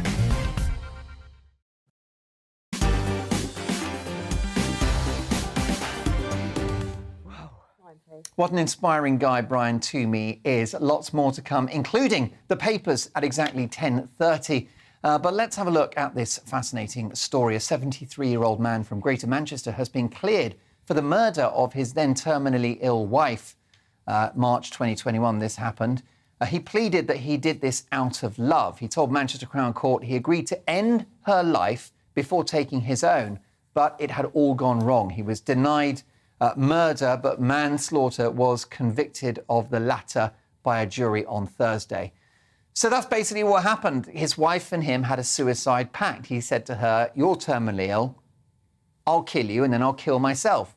He killed her and he tried to kill himself. He wasn't successful. The cops turned up. He's in a pool of blood. It was manslaughter, but he was spared jail. Was the court right or wrong to let him off? Diana Moran. I have a problem with this. I really, really do. I feel very, very sorry for the man himself, but the law is the law, and until it gets changed, if it gets changed, I'm afraid that is the law. I mean, he wrote a note. It was an agreement with his wife. They both agreed that, he would end her life so that she wouldn't suffer because he loved her. And he didn't want to live in her absence. Quite romantic, straight out of Shakespeare. And maybe that was the view of the court. Why don't you share it? I think life is too precious for individuals to just take their own point of view. I know that I'm probably at odds with everybody else, but that's the way I feel. You're entitled to your view. That's what I feel. You raise a point that the law is the law, David. And I think in this instance it's rather disturbing that the judge seems to be trying to set a precedent. His comments, the judge's comments during the trial that this was an act of compassion and love are not those of a disinterested, impartial administrator of justice. And the fact that the sentence was so light, suspended sentence for 2 years, you get more than that for some drink driving offences. I think that's quite a disturbing aspect. And I agree with Diane that as sad as the story is, this was still murder. And he should have been treated with the full force of the law. There has yet to be any parliamentary debate on this. This is obviously a highly charged issue and one on which people tend to take quite stark stances. But I think until that debate is had, the law must be applied in the way that it currently sits on the statute book. Daniela Westbrook, murder, except it was the request, it was the wish of his late wife. And it is very Romeo and Juliet, and it is terribly sad. And it's horrible to think of living without the person that you love. But I am a strong believer in it's not for us to take our life. It's not our, it's not God's plan, if you like. It's not for us. And is that born out of religious faith or just your values? Yeah, I just don't think it's like with any sort of suicides and things. Each to their own. I can't say because I'm not in that position. But what if the wife was going to have appalling suffering? It's awful, and it is awful, and I understand that, but it's it still not for us to do that. It does. It opens the floodgates, and we could have dreadful things going on. Terrible consequences. Yes. Well, just as in every other country which now has legal assisted suicide, Belgium and Holland Netherlands rather, being particularly bad in this regard, there are scandals. Almost immediately that it happens, there are scandals. There are now teenagers being allowed to kill themselves because they have depression. And it's just unconscionable. Opening a can of worms. It is exactly 10:30. It's time for this.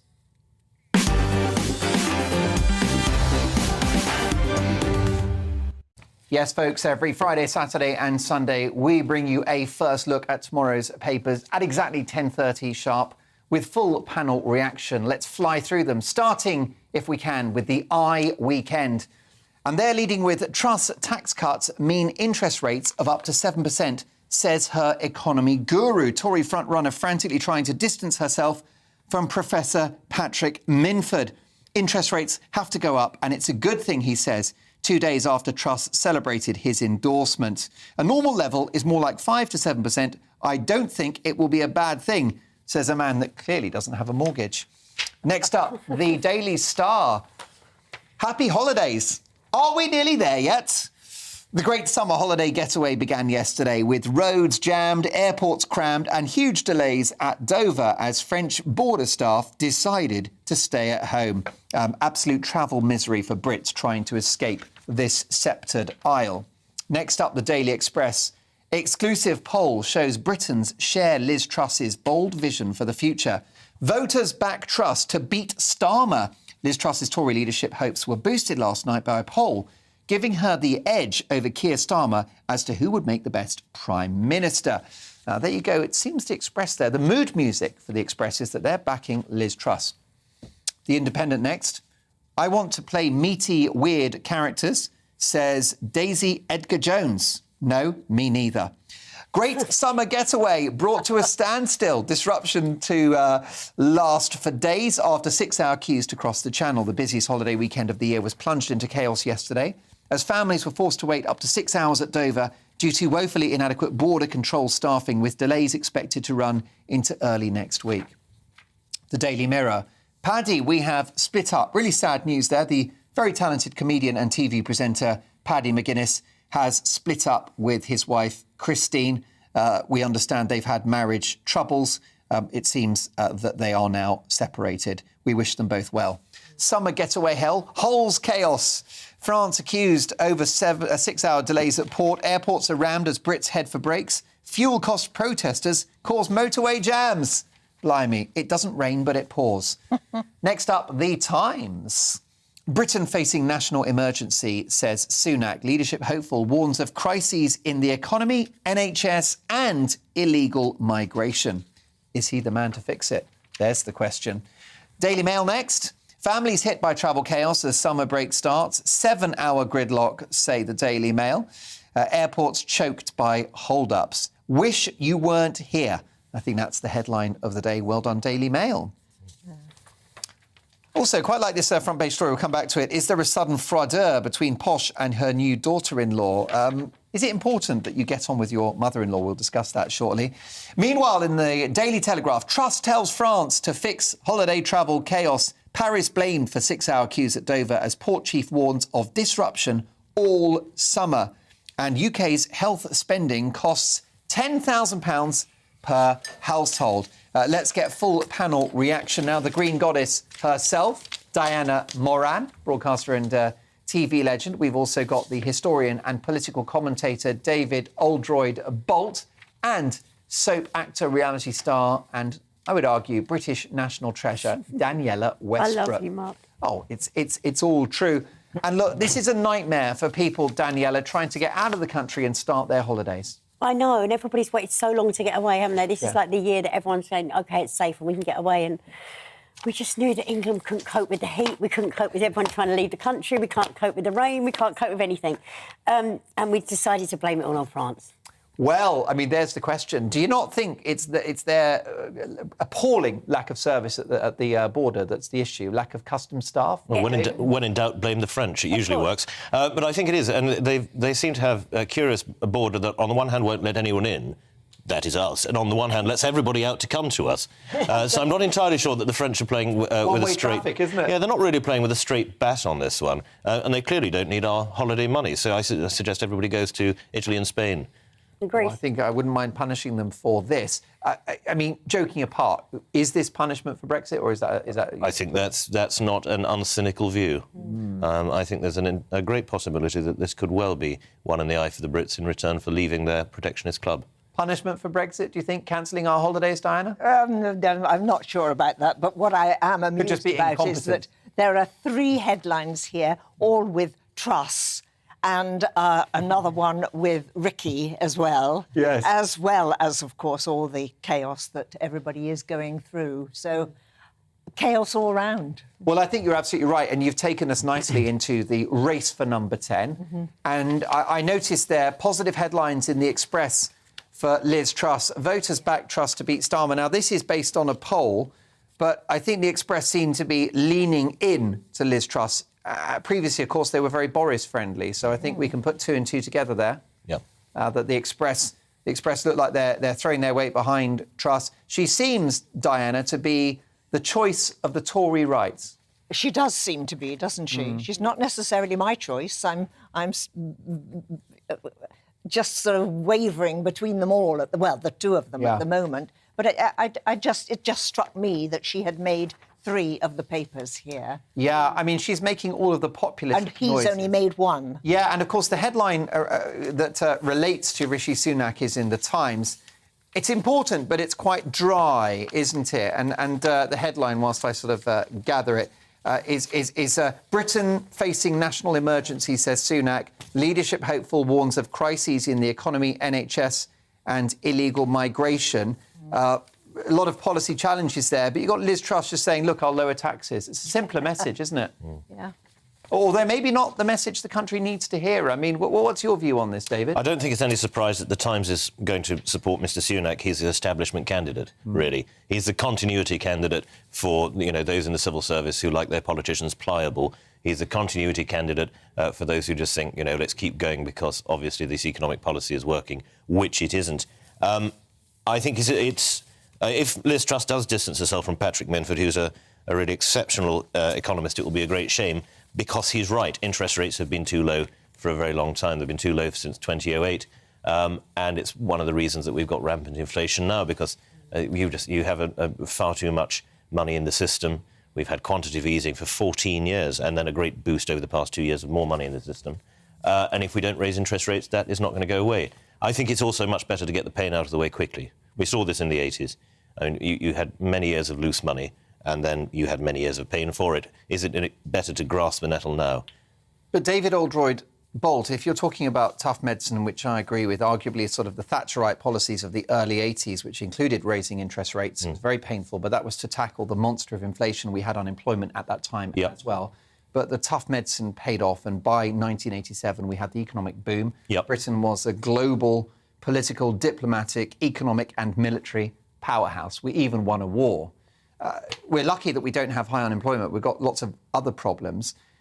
Don't we need someone that is willing to deliver the painful, unpleasant medicine all over again? And isn't that Sunak's message? Sunak's saying, look, I'd love tax cuts, but we cannot afford them. They're inflationary and it involves more borrowing. I think the problem is that Sunak's still working within the Gordon Brown paradigm, this phrase that was invented by Brown, unfunded tax cuts. Tax cuts, when applied in the right way, raise revenue. We saw this in the 80s. When you dropped tax from the punitive levels of the 1960s and 70s, tax rates went up.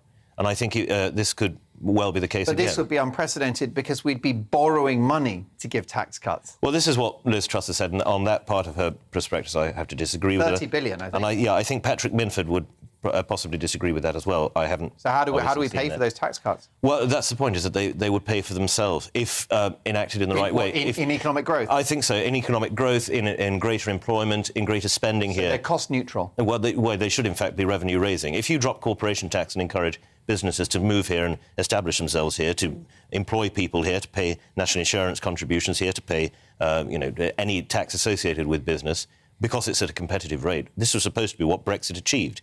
Singapore on Times was not some flippant phrase. That was supposed to be, it's one of the reasons I voted for it, because I think we need a more competitive tax regime. We don't have one at the moment. Most people are taxed more than they've ever been taxed in the post-war period, and it's hurting.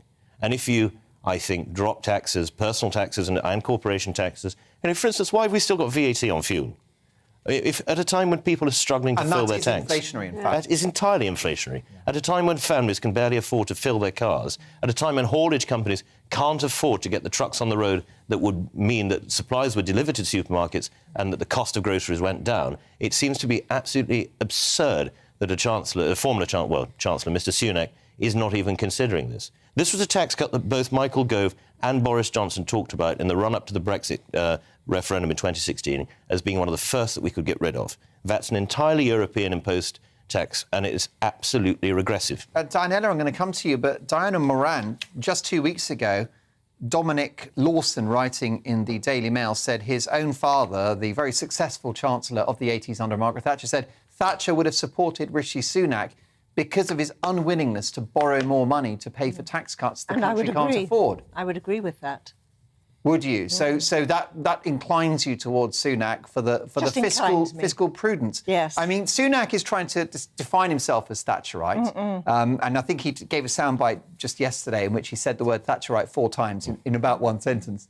But does that ring true with the likes of Jacob Rees-Mogg pointing out or calling him the biggest socialist of the 20th century or 21st century, given that he borrowed £500 billion?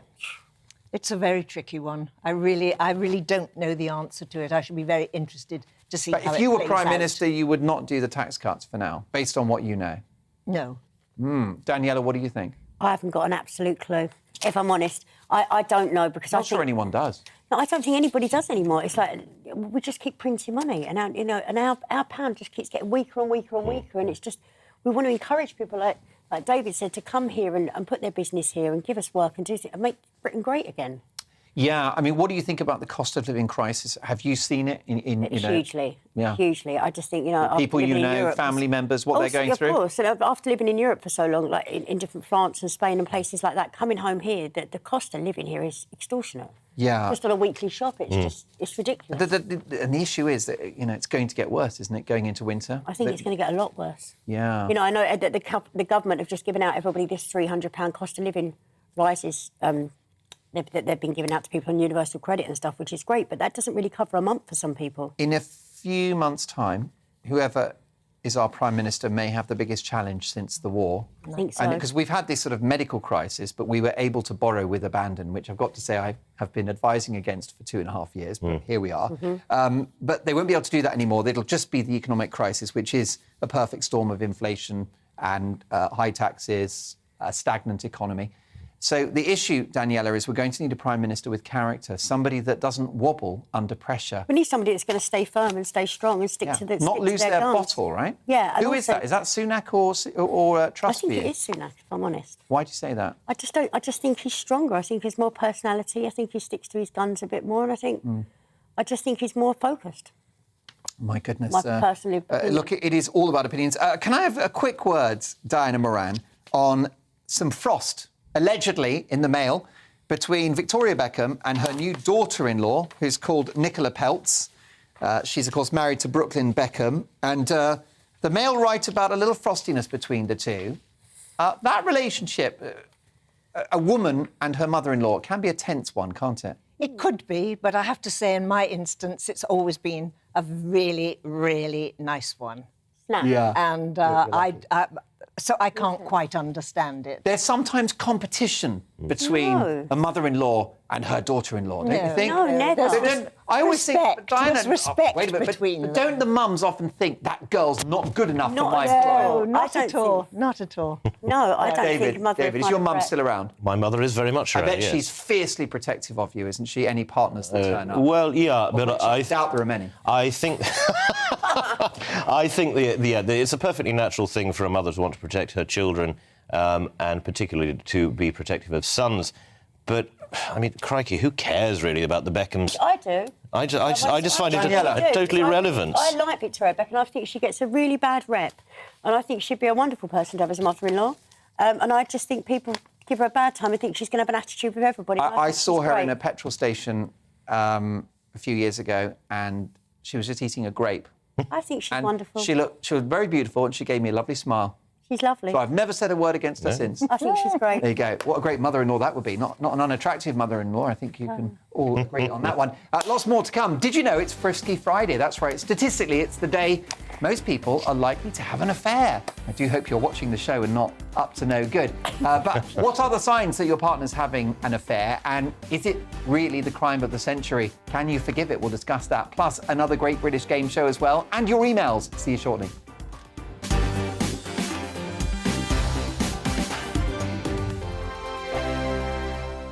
We are GB News. We're right across this great nation. On TV. On radio. On digital. Absolutely everywhere. We don't talk down to you. We embrace all voices with honest and civilised conversation. We are not part of the establishment. We're one of you. And we're only getting started. Join us on GB News, The People's Channel. Britain's news channel.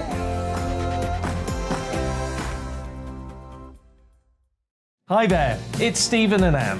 At breakfast from 6 a.m, you'll always be caught up with everything you need to know, the latest headlines, opinions and debates. We'll bring you the good news and the bad, but most of all, we're here for you. Remember, send in your views and let us know what you would like us to talk about.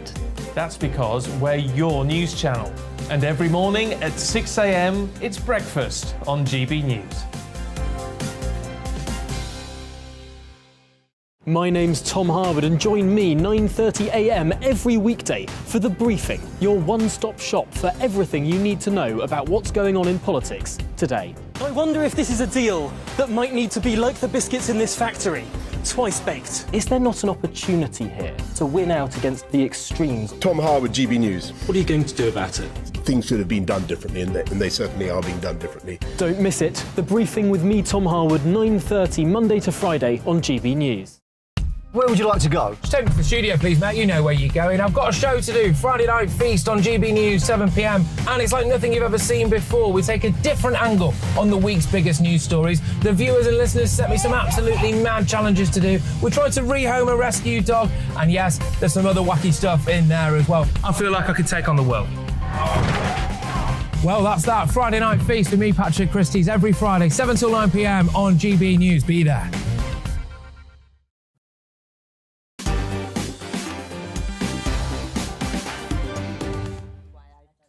A strong reaction to our big question debate earlier. Should we pay for GP appointments? This from Mike, who says, "You two-faced lying rat. Oh no, I'm in trouble. You know full well that the NHS is not free. We pay for it through our taxes, which is why Sunak raised income tax earlier this year to better fund the Tories' 12-year destruction of our beloved NHS. Why aren't you raising this issue instead of spitting out your pernicious, untrue bile?" Well, look, it's all about opinions, and you're entitled to yours, Mike. So thank you so much for sharing it. Keep those emails coming. I'll be looking for it next time, because I like it when you crack the whip with me and keep me in check, because this show's all about opinions, especially yours. Let's have a look about look at this response from Steve, who says, "Mark, I think Sunak is the stronger candidate for number 10 and very focused, but focused on the wrong things." So equivocal support there for Sunak. Also, this from Alan. Mark, can someone explain to me how cutting VAT and the green levy on energy will make the government borrow more? If they stop taking this money off me, that costs nothing. It should also reduce government spending, as they will have less in their pot, so will have to cut their cloth accordingly. Surely that is a win-win. Well, that kind of common sense will never play well at Whitehall, will it? And finally, Daniela looks very smart. Wonderful outfit, says Alan. You do look fabulous. In fact, my whole panel are quite gorgeous. I think you'll agree. And that's certainly the view of Declan, who says, "Mark, you've got a fantastic panel tonight, all three of them." Well, thank you for that. This show is nothing without you. All these. So if you're enjoying the programme, tell your family, tell your friends, and let's change the world together. Lots more to come. We are looking at tomorrow's papers. And I love this story. Apparently today is Frisky Friday. That's right. Today is the day that people are most likely to cheat on their partners. So it begs the question, what are the signs that your partner is cheating? And can you forgive an affair? Daniela, have you ever been the victim of a love rat? Yeah, after 19 years of marriage, I was. So for me, no, I don't forgive affairs. I just think, and married men always go home, ladies. For every cheating with a married man, they always come home. It's just if you want them there or not. And how can you tell they're having an affair? Normally, because they don't want to sleep with you. Right. So the appetite is impacted. And you can always tell a couple that are having an affair in a restaurant because they talk to each other. If you see a couple and they're speaking, you're like, they're definitely having an affair. Having a real animated conversation, Yeah, staring they're not on into each their other's phones, eyes. Yeah, so yeah, definitely having I always an think affair. that when I see, and I'm middle-aged, I'm not being harsh here, when I see a middle-aged couple in the street snogging furiously, Oh, no. I'm like, they're not husband and wife. No, definitely David not. Oldroyd-Bolt. Was it Morris? They're having a clinch. Well, was it Maurice Bowrer, who's the great Oxford academic, who said adultery was invented to fill the awkward hour between evensong and cocktails? I love it. I mean, I'll go it's for evensong. I'm at that age now. And of course, the French have the concept of the 5 cassette to 5 till 7, where you go off and spend a time with your mistress or the person with whom you're sleeping that you're not married to. But they, of course, have an entirely warped culture, as we know. I think it's extremely difficult, isn't it, if you're cheated on, to forgive that person. I think it takes a great deal to forgive that breaking of trust. And it really is difficult, I think.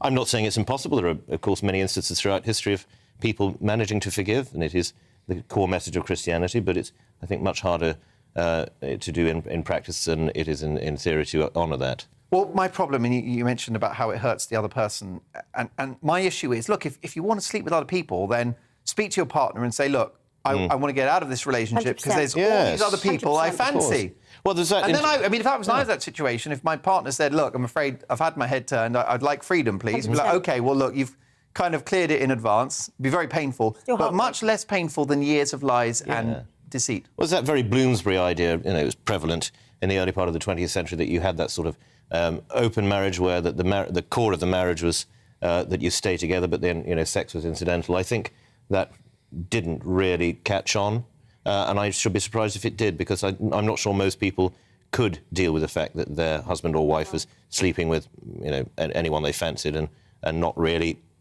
having the fidelity to the core of the relationship. Diana Moran, any bloke would be a lunatic to be unfaithful to you. I'm sure it's never happened. But if it did, what are the signs? Never happened. I hope not. Has it happened to you? That's ridiculous. Well, he's an idiot. I think we can all agree. I think so too. Have there been telltale signs? When you look back on an infidelity, do you think, oh, of course, the clues were there? No clue. I've had the same conversation with Ingrid Tarrant, a regular on this show, with her ex, and she said she didn't have a clue.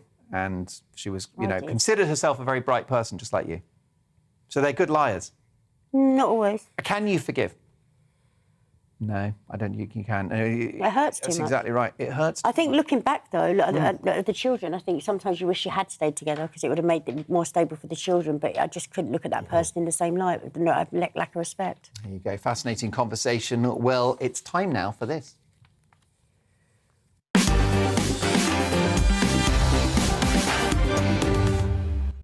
My goodness. Diana Moran is a queen.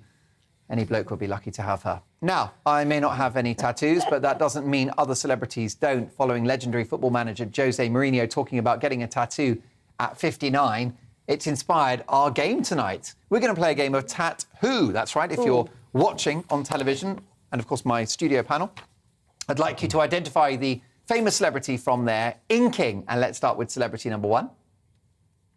Mike Tyson. It is Iron Mike Tyson. A heroic boxer, and I think that's quite a good tattoo, to be honest. Famous, of course, from the Hangover movie. Next up, a major pop star. It's a woman. Bjork? No, she's a black artist, American, married to Jay-Z. It is Rihanna. Really? Clue.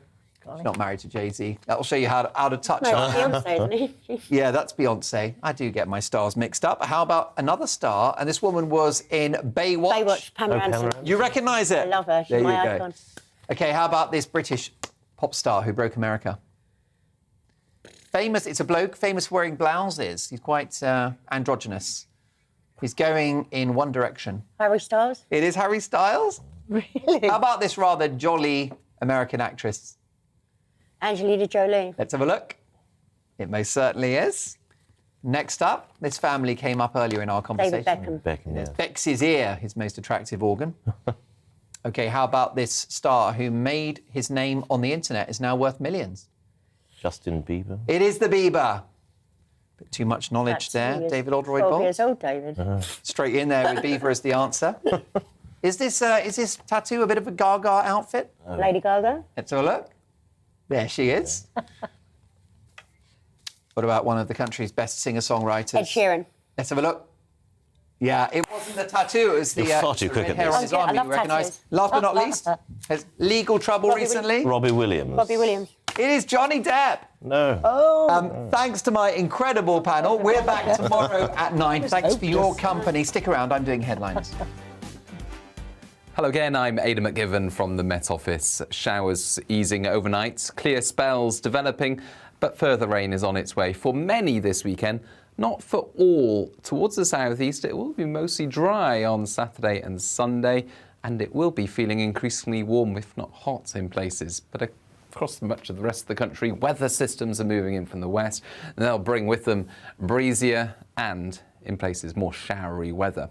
We've seen quite a few showers developing during Friday, and they'll continue drifting northeastwards overnight, fading away, but still some about for central and eastern Scotland, northeast England by dawn. Otherwise, clear spells and temperatures in some sheltered spots dipping into the single figures. So a more comfortable night for sleeping, and it looks like a fresh start to the weekend for many. Once any early showers have cleared from the east of Scotland, it's going to be largely bright through the morning here, and it stays bright for much of the day in eastern and southeast England. The southwest will turn cloudy with a few spots of rain, but elsewhere it's wetter and there'll be spells of rain, heaviest across western Scotland, where it will also be breezy and feeling cool.